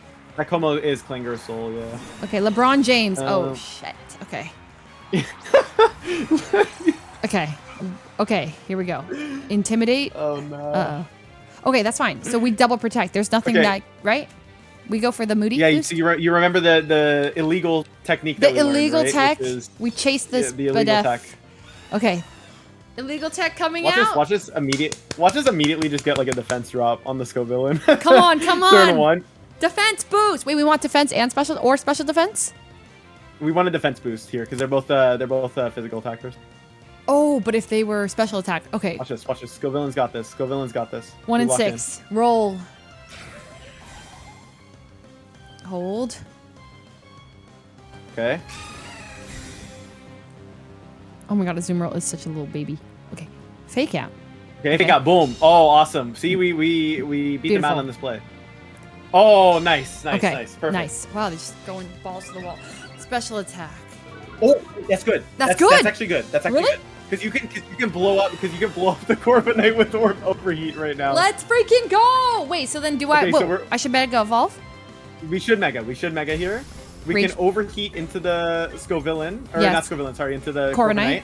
Yes. And then we can go for Belly Drum here. Wait, really? You wouldn't even... This is like... Okay, I love it. I love this. We're not scared. LeBron James can't do anything to us. Let's James go! cannot do anything to us. Okay. Wait, that's huge. Wait, is Scovillain a special attacker? Well, Overheat's a special attacking... It is a special attacker, yeah. Oh my god. Okay. Boom. Mega Evolution engaged. Yep. Okay. Okay. That's fine. No, that's fine. Uh-oh. Belly Drum. No, we're okay. We're okay. Boom. Just Easy. definitely. Corviknight's gone. Goodbye. Boom. Yep. Okay. Look at that. Now we just have LeBron. Uh-oh. That's fine. If LeBron... He doesn't have knockoff, so it's fine. I mean, Because Instant doesn't get knockoff. Oh, we got the free Belly Drum. Oh, let's go. Wait, is it free? Because we're almost dead. Yeah, but that's we get fine. Citrus, We have prior. so we'll be like 25%. We can Aqua Jet once. Okay. It's fine. Okay. And also so like this is kind of a thing with Team Preview. Remember how we said like Corviknight was kind of annoying for our team? Because we got rid of the opposing Corviknight, nothing can stop our Garchomp in the back once it comes out. Sandstorm! Okay, yeah. Yeah, because our Garchomp's just like really good there, right? So. Imagine if we forgot to put Citrus Berry on and we just died to sand. That would have been really funny. Oh my god, we're like almost dead. Okay, that's fine. We're good. We're chilling. Okay. Uh-oh, it's back. Okay. Fake so out. I'm gonna teach you some advanced Pokemon technology here. Okay. Ready? Are you ready? So you see fake out, right? And what do you want to do immediately? Protect. You want to double protect, right? Yeah. But what if we could get more value out of you making turn by switching your Scovillain to Garchomp? So then you have Aqua Jet plus an attack available next turn. So you're, because they don't have anything here that can pressure you, right? So you're bringing in the Garchomp and you're protecting your Azumarill as they probably fake out your Azumarill. Yeah. So not only are you getting a good defensive turn, you're also getting in another threat. So you can attack 2 at once at the same time. Okay, you will have to explain that to me after the match again. Yes, absolutely. Because I was there and then it left me. So, but I like where we're going. That's big. Okay. Yeah. Okay, here comes the... I sort of get it. I think... Okay, there's that. Okay. Mega T-Tar. Now we're going to dodge everything. Too. They're not ready. Nice. Trying to get a fake me out. It's not going to work.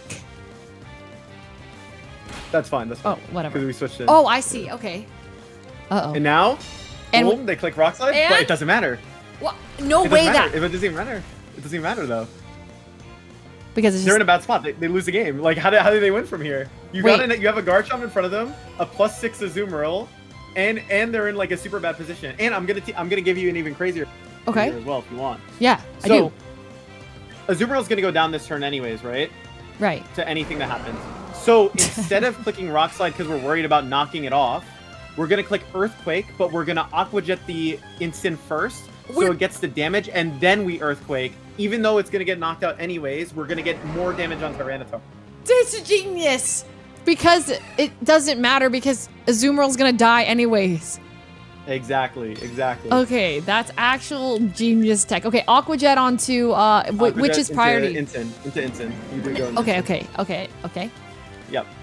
Oh my god. Boom. See, that's fine. Because now you're going to get a free switch. And now you're going to get a free switch to Scovillain, so they get burned, and you could also protect the Chomp if need be. And they were Pasho Berry. So now, you guarantee get the KO on the Incin. Oh my god. Okay. Why Aqua Jet on the Incin over the T-Tar? Is it because Incin doesn't have Protect? Yeah, Incin doesn't have Protect. Okay. So you're covering for more possibilities. I'll explain that to you next time we meet, but basically when you're making plays in Pokemon, you're trying to cover for, like, more statistically probable turns. Which I'll have to explain another time because it's like kind of a longer thing. Okay. We swap. Scovillain's good here. Ooh, yeah, we swap. We could just burn them, right? So. Okay. God. Do they take Como? Monstrosity. Como's worst case. Okay, Como's worst case, but we can still win. Okay. Because they're gonna get burned on T-Tar. What you want to do here is actually Dragon Claw Como, because you don't want to let it set up Klinger Soul for free. And we're just gonna go Giga Drain into Como as well, actually. Okay. We want to try to get rid of the Como here. If we get rid of the Como, it's a really good position for you. Okay. Because then your Aegislash can just Sacred Sword the Tyranitar to kill it. And that Como couldn't have protected? Or could have, right? Hobbenberry, okay. It could protect, but yeah. Damn. Okay, they're Hobbenberry, which is scary, but we will still make do. Uh-oh. Actually, he kind of cooked us with the Hobbenberry, I'm not gonna lie. Yo, the Hobbenberry was crazy, actually. Yo, wait a second. Uh-oh. Is it over? No, we good. No, Okay, we okay. good. Okay, that's big. That's big. We're healing. Scovillain's healing up a little bit. Wait, we are from what? From Giga Drain. Oh, Giga Drain. Uh-oh. They not. Oh, perfect. Okay, perfect. Because they get burned, and now the Como is taking extra chip as well. Why? Because of burn plus sand. Oh. Okay, just burn actually. Just burn because it's overcoat. What do you mean? But now. Oh, okay. Oh, overcoat. Okay. But now we get in our Aegislash. Yep. And that should win the game. Okay. Are you sure? Yeah, I think we should win this. What we need to do here is they already used up their Hobbenberry. You don't have an item to disturb, so Poltergeist doesn't work on them because they already used their item. So you need to Sacred Sword into the Como here, and what we're gonna do is actually protect Scovillain. The reason why we're protecting Scovillain is because we want to be able to Rage Powder knock off away next turn from our Aegislash. We want to be able to Rage Powder knock off. We want to be able to Rage Powder the knock off away next turn. Why wouldn't we do it this turn? Protect. Because they can just Clanging Skills, knock out the Scovillain, and follow up with Knock Off into our Aegislash. And they can't do that. Next. Yeah, they can't do that next turn. Yeah, because Aegislash should survive. Okay, well, they just made a good play. But we should be fine.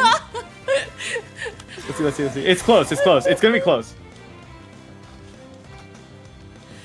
Ah, okay. Shit. Fine. It's fine. We can still win. We can still win. We can still win. Stance change. I'm a little scared of Como here. Not gonna lie. It's close. We can do it. Okay. King Shield. Oh man, I wish we had King Shielded and double protected, but that was just a call. Okay. This is why I'm hard stuck Master Ball 4. It's hard down here. It's hard. Oh my god. What do you think? What are we thinking? Coach? We need the Shadow Sneak. We need the Shadow Sneak the Como here, and if we get the KO, it's still winning for you. Do you think we get it? We'll have to find out. You should get Giga Drain Tyranitar, because at this point now... Yeah, we need the health. We need it. That's correct, yeah. But speed-wise, how do we know who's going first in all this? Shadow Sneak is priority, so you will go first with it. The problem is you don't have Spell Tech, so I think you might whiff the KO.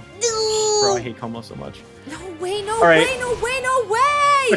Okay. There was a way that we couldn't have lost. If I just remembered my own team, by the way. And that's okay. I just forgot.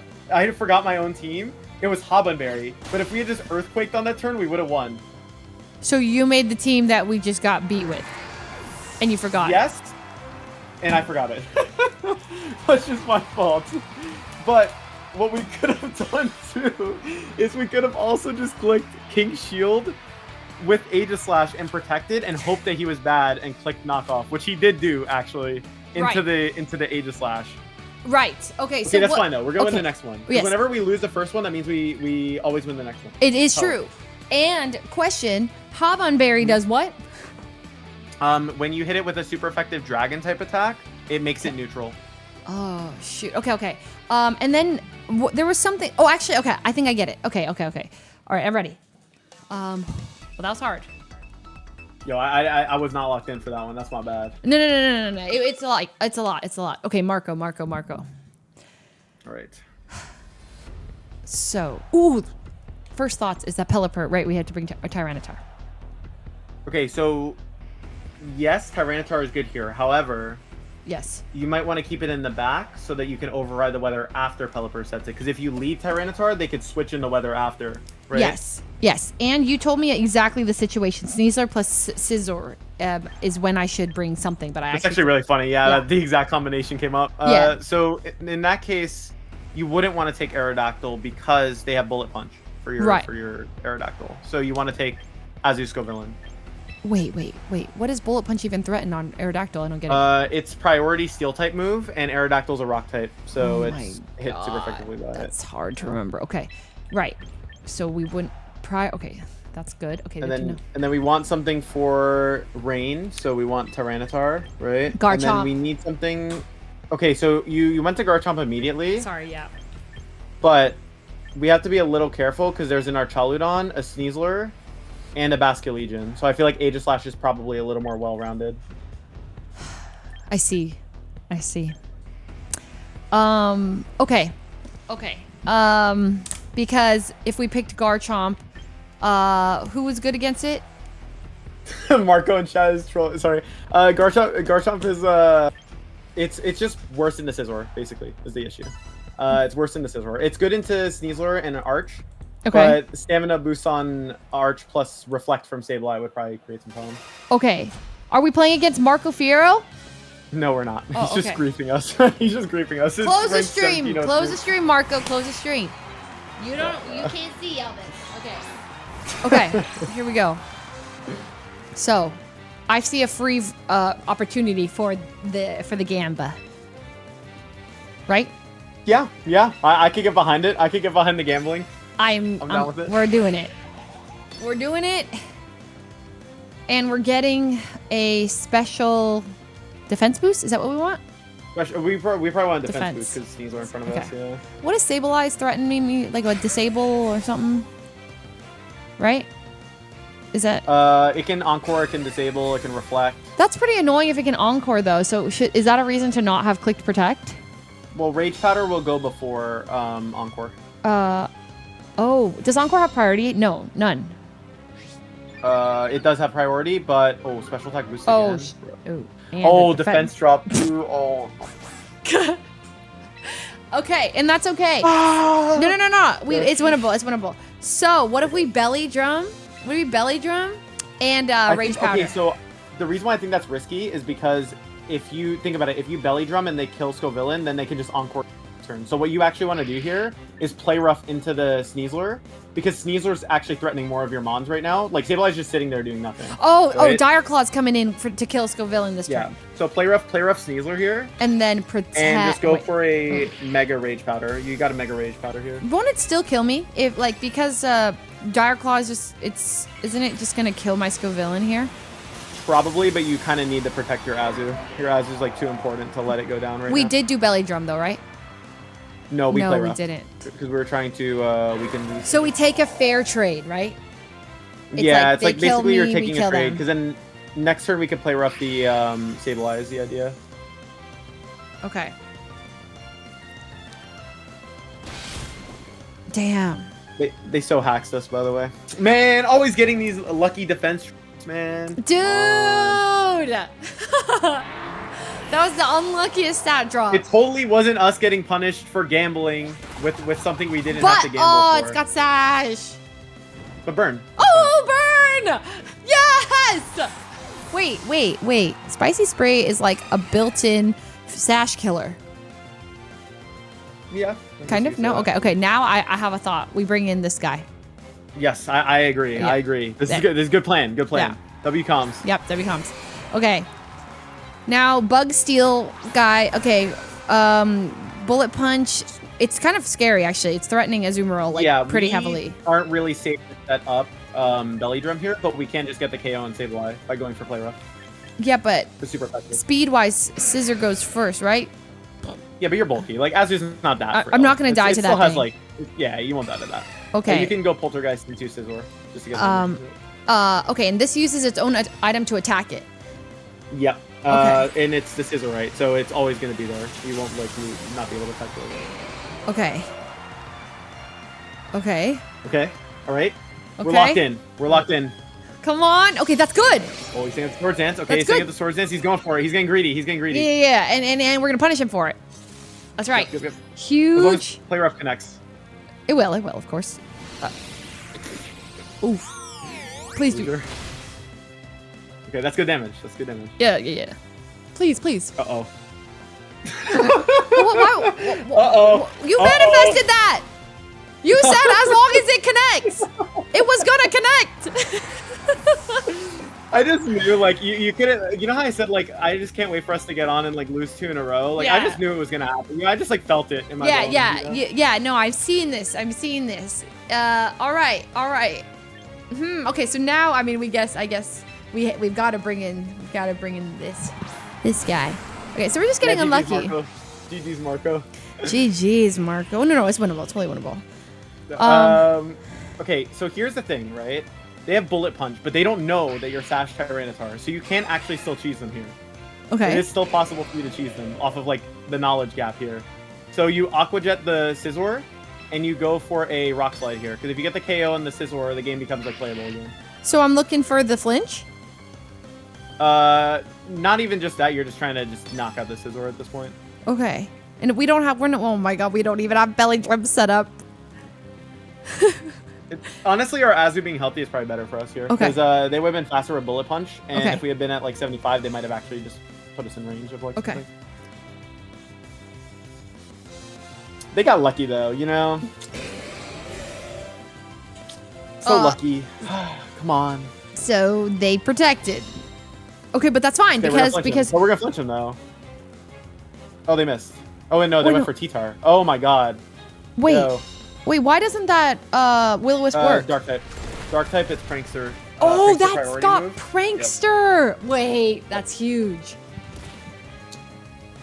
Wait, I just that's Yo, insane. Marco, why'd you do that, bro? Marco, why'd you do that? chill. Okay, Aqua Jet. We're doing the same thing, right? Aqua Jet Rock Slide. Yeah, you got Aqua Jet Rock Slide. Wait, it's because This is not Marco Silva. He wouldn't have Will-O-Wisp in the Tyranitar. oh, I'm pretty sure it is. Yeah. Actually, it is. Yeah. That's why. Playing a very intense match. Yeah. I forgot, bro. Come on. Oh, T-Tar Sash. Sash activates. We're good. Yes. Hey, that was a good call. That's a big call. We're good. Okay. Okay. And now Tyranitar lock in. Why does that do so Lock much in, damage? Lock in. Okay, huge lock in. Rock Slide. That's fine. They disabled our Aqua Jet. but that's okay. No, we don't That's care. okay. We don't care. Come on. No. But that's all that matters. We win. Okay. Well, there's another moment. There's another one. Yeah, but look at the health. Right? Yeah. Oh, you meant another mon in the back. That's actually the best case scenario. Unironically, best case scenario mon that could be in the back for you. Oh shit. Well, this is disabled. So we have to. Yeah, you have to play rough. I think what you do is you play rough Sableye first, and then you protect your T-Tar. So then they're forced to pick a target, and you can play rough to win. Is what I'm thinking. Is correct. They're T-Tar's too juicy for them right now, so they're definitely trying to take it out. Yes. That's what I'm thinking. Yeah. Oh, 100%. Too juicy. Uh-oh. They target around it. Okay. Dude, they're actually watching the freaking stream. You have a lot. You have a lot. Oh no. This is actually crazy. Okay. Okay. Oh no. No. Oh, please. What? No. It's No, it's good. It's good. It's good. Okay. Wait. What's the percentage I get confused from Hurricane? Oh my god. Okay, the percentage is like 30%. Figured. Okay. So is it still disabled? You play rough. Yeah, you just play rough. You play rough here. And then. And knock off so you can't miss. Knock off so you can't miss. Speed wise, we go first, right? What can it do? It depends. It really depends on the Pelipper. We actually don't know. Oh my god. Oh no. no. They're max speed. So we have to play rough twice, and we have to not get Hurricane confused. Oh, we're definitely. Oh, we're confused still. Yep. Okay. Please. Lock in. I'm hitting the Japan prayer right now. Oh! Huge! What's the chance of that happening? Okay. All right. We literally just need to connect. Wait, can we? No, we can't because it's disabled. Still disabled. You have to play rough. Yeah, you just have to. So we're gonna survive a hurricane for sure, but we could get confused. Yeah. We could get confused. Yes. No. There's no chance we get. There's no chance we get confused. There's no chance. Come on, take it. We live. Take it. Yes.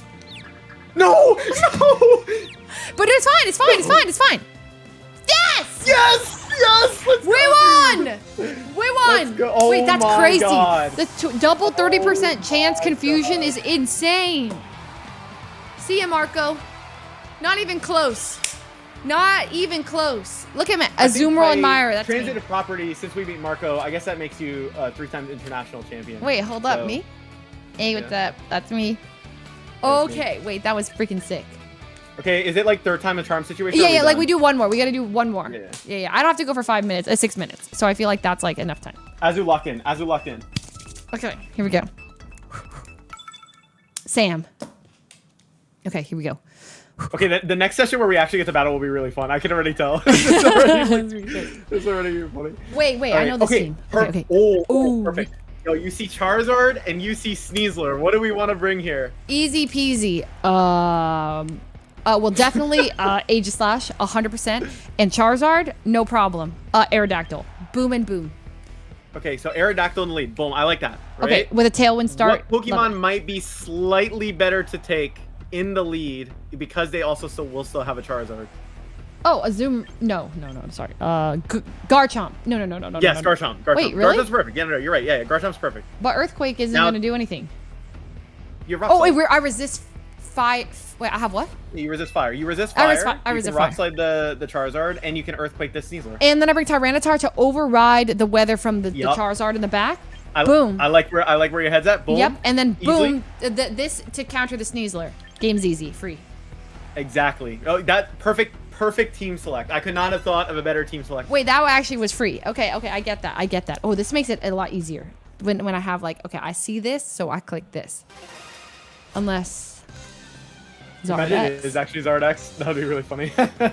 Funny. Don't say that. Every time you said it, it goes bad. Okay. Okay, are we banking on them being Zardex or not? Because that actually completely changes how you play this turn. I'm pretty sure they're Zard Y. Like, I'm almost positive. Can you check their team one more time? Yes. How do I do that? Battle info? It's a Pokemon. Go to Pokemon. What do you mean, Pokemon? Here. Sorry. Yes. Oh, I see. Yeah, you're good. I think it's Zard. Oh, why? This actually looks like it could be a Zardex team, but it's fine. Just Mega and Rock Slide. Just Mega Rock Slide. And if you want to play it, yes. Just protect Chomp. Play it safe. Just protect Chomp. Okay. Wait. We don't have to risk it. Okay. They're gonna Mega Evolve right here, right now. Oh. What? That makes sense, I think.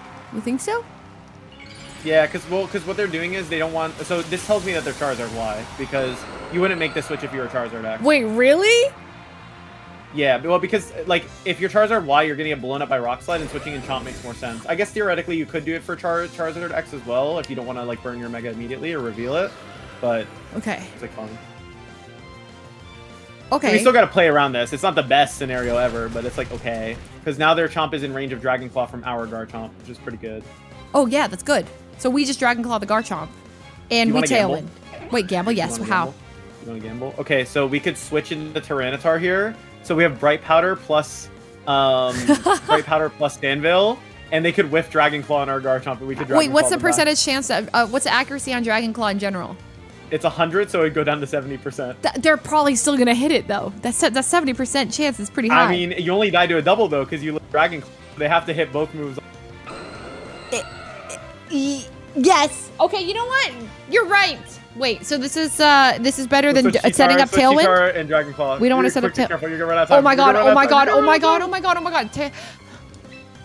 Dragon Claw, Dragon Claw, Dragon Claw, please. Yes. Okay, we did it. All right.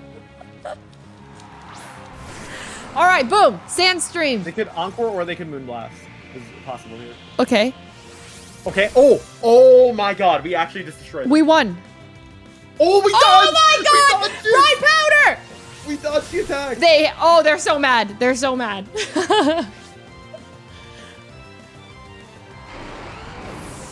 What's the percentage on Moonblast normally? 100. No way!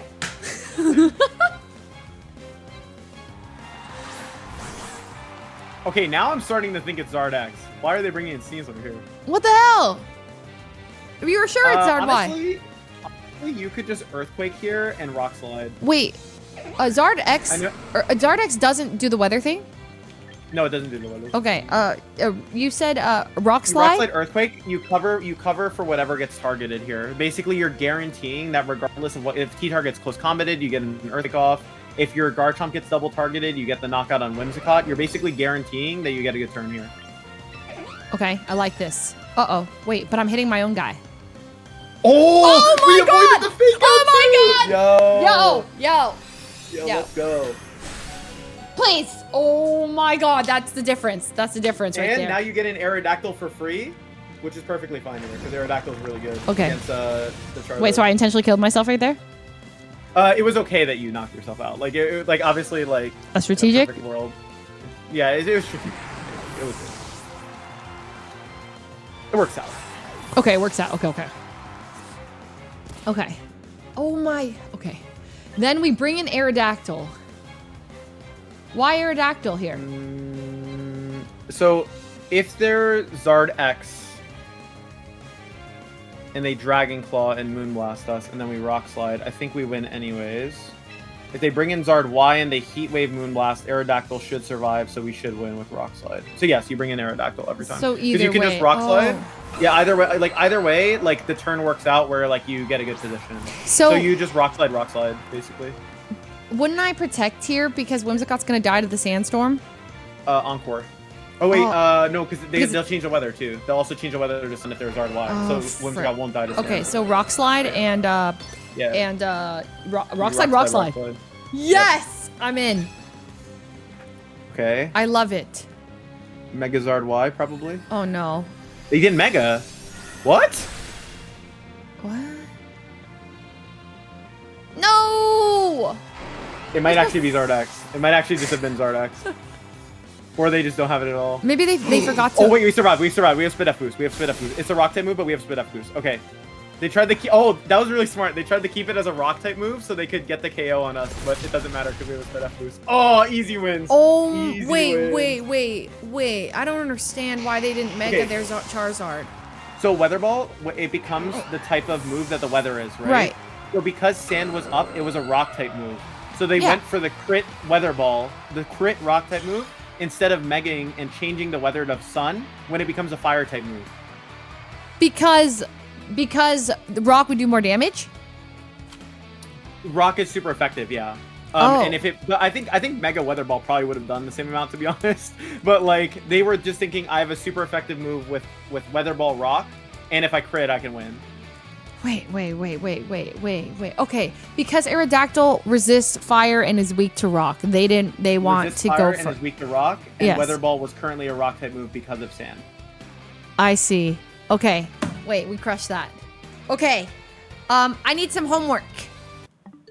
Okay, here's my homework. Okay, all right. Yes. I always do this.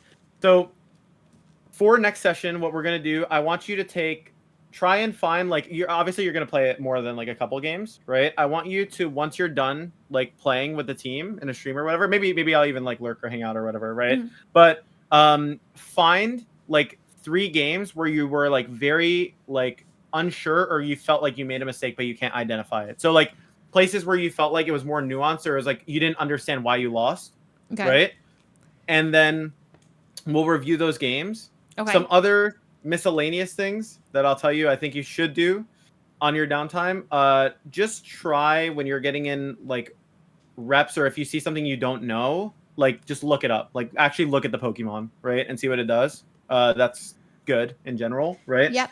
And the last thing I would say is that try to come in to next session if you're having problems with specific Pokemon or specific matchups or like whatever, like come in and be like, okay, I'm worried about like this team, or I don't properly know how to address this, like whatever, and then we can work on that together so you can have a better like response to it. Okay, sounds good. Okay. Perfect. Perfect. And enjoy your wedding as well. Enjoy the wedding. Thank you weekend. so much. So- Can't wait. This is incredible. And, you know, surely eventually I'll take a peek at Reg I, you know. That will happen at some point. Definitely. Yeah, there's actually no way I'm going to be able to compete in that, right? That is actually, we'll keep in touch. If you have any questions, just message me, and we'll figure out another time to like do this again. Oh, hell yeah. Okay. Okay. Well, we'll schedule the next one after I get back. And thank you so much. Yep. You are awesome. No worries. Appreciate Catch you later. All right, I'm gonna stop our chat sharing. So everybody say Yep. goodbye. Say goodbye before you guys have your breakup. Okay. Wait, how do I even do that? Oh my god, I don't even. Bye know everyone. Yeah, I know. I'm figuring that out too. Actually. Right. Okay. So I think I just click on this and then it opens up like a little. I ended the share chat. There you go. I did it. Oh, you first. did I it. Okay. first. Perfect. Oh, sorry. Okay. Okay. Thank you, Joe. No problem. All right. Talk to you later. All right. Bye bye. All right, talk to you later. Bye. Bye. That Joe as a coach really appeals to her gambler soul. Dude, I love it. I love it. The bright powder sand veil is awesome because you know what it is? When you lose a gambling, like when you lose because your moonblast 100% accuracy misses because of bright powder, it's mental. You know how everyone says, I would have quit right there. That's that. You have to bank on that to send them into the FF button. Like sometimes people aren't mentally strong. They get tilted and they will literally FF on the spot. And that is another gamble I'm willing to put them into. That is mental warfare. That's perfect. Yeah, but 100% move missing because there's people who bank on 100% accurate moves to be like, they're like the sure, you know, so this is their worst nightmare. It's like perfect. The way fake out missed. Cinema. Okay. So I do have to go because I have to pack. Sorry if that was a little confusing for any of you because I have been studying a lot for 8 months. And so I totally get it if you were not following. But if any of you guys, that was for the people who are trying to improve. I figured why not stream the Pokemon Champions session because if I'm learning, and if anyone wanted to learn along with me, I was going to be doing this session anyway. So I figured might as well share the knowledge. And I've been watching Joe, and I think he's like, you know, I've been stealing his teams anyway. The Frost last one I was using was his team. And so I was like, you know what? I didn't actually know we were going to team build today, which was awesome. So now I feel like I have a team that's mine. And I get to use it. I'm going to practice a ton with it and get good. Dude, I want to play another one so bad, but I have a flight. Frick! I'm supposed to end at 3:30. I have to get on a flight. Okay, that's it for today. I will be back. Okay, the next time you'll see me on a stream, I don't believe we're streaming our own POV. I don't think we're streaming our own POV because I don't think like it's set for that. But the LAN, the Counter-Strike LAN is on Sunday. It will be the CS Minor happening in 3 days. So at around like 1 p.m. or something. Who's getting married? My baby cousin. She's not so baby, but she's in my mind. So Sunday, check out the CS Minor. I'll be competing in it. And then Monday is, I think we're doing an FSLR IRL something, gift exchange. So there'll be a stream on Monday. Okay. And then I think I have another coaching session on Tuesday with Aaron Cybertron Zhang. He's going to help me. And I think it's on Tuesday. I have to figure it out. So we have more coaching. And then Oh yeah, it's gonna be awesome. We're just throwing different games and different people. I'm at peak variety. Okay, my brain can't decide. Maybe this is my ADHD, but it's amazing. I think I have cured ADHD. Not cured it out for everybody, but I think I have solved it. I have so many things and people that I want to do, play, talk to, and play. That boom, boom, boom. That I always am in the mood for something. Whether it's like, even I have like when I'm like, actually, yeah, I'm always like, okay, I'm bored. Boom. Okay, Pokemon, or I'm not feeling Pokemon. Counter-Strike. Oh, I'm not feeling Counter-Strike. I don't know. Bed. I'll go to bed. Isn't that just ADHD? Well, it's how I've managed it. It makes me feel good because I always have something I'm thinking about that I'm excited to do. And they're all so different. And then I have so many different friends. I'm like, ooh, well, these friends would rather play Counter-Strike. And these ones will play Pokemon. And then I'm also getting to meet a lot of people. It's my favorite thing. I love to socialize, and so I feel like I'm socializing a good amount, and that's always fun. You guys know I'm making new coworkers. I love some coworkers, exactly. So let's hope she doesn't get stuck at TSA. Don't manifest that, because that's what Joe was doing today, was manifesting, and not in a good way. You heard what he was doing, right? That was insane. You know? Okay. All right. We're going to go. Yeah, I'm dope. Maybe I'm dopamine maxing. Is that what I'm doing? Is FUSLIE going to ego me in chat again? Yeah. And? Okay. We're going to raid Joe. Okay. If you're from YouTube, go over to Joe's stream. He's definitely going to play some more Pokemon and stuff. So go over, show the coach some love. He was great. He was very helpful, and also I know we didn't get to answer a bunch of your questions, but you can go ask them in his chat now. Wait, he ended? No, he didn't. Shut up. Oh my God, he ended. That's so sad. Why would he end? That makes me sad. Okay. Is Abe streaming? I see his tab open. What's Abe doing? Go bother Abe. Okay. Abe never streams. Okay. Go say hi to Abe for me. I don't know. He's probably being a nerd playing TFT like a loser. So go say hi to him. Other than that, yeah, bother him. I'm going to go to my cousin's wedding and raid Agent. It's his birthday. I don't know Agent. Well, we've met like once, twice, but I don't know him. It's going to be another your rage situation. Okay, an L coworker, whatever. Okay, but we don't know Abe either. We're all coworkers. It's actually true. If anyone's my coworker for real, it's definitely Abe. Yes, yikes. No, Abe is actually like, he's, I spend more time with Abe off stream than on stream by a lot. But I don't know if that measure, yeah, I would say that kind of, yeah, he's actually like, I guess one of the besties. One of the besties for real. All right. Goodbye, everybody. Have fun at Abe's stream. And I'll see you guys at the CS Minor. Cheer for the Flomily. Hopefully I do okay there. Other than that, thank you for watching. Thank you for the subs. Raid Emaru. What is wrong with you? Raid Agent. Raid Emaru.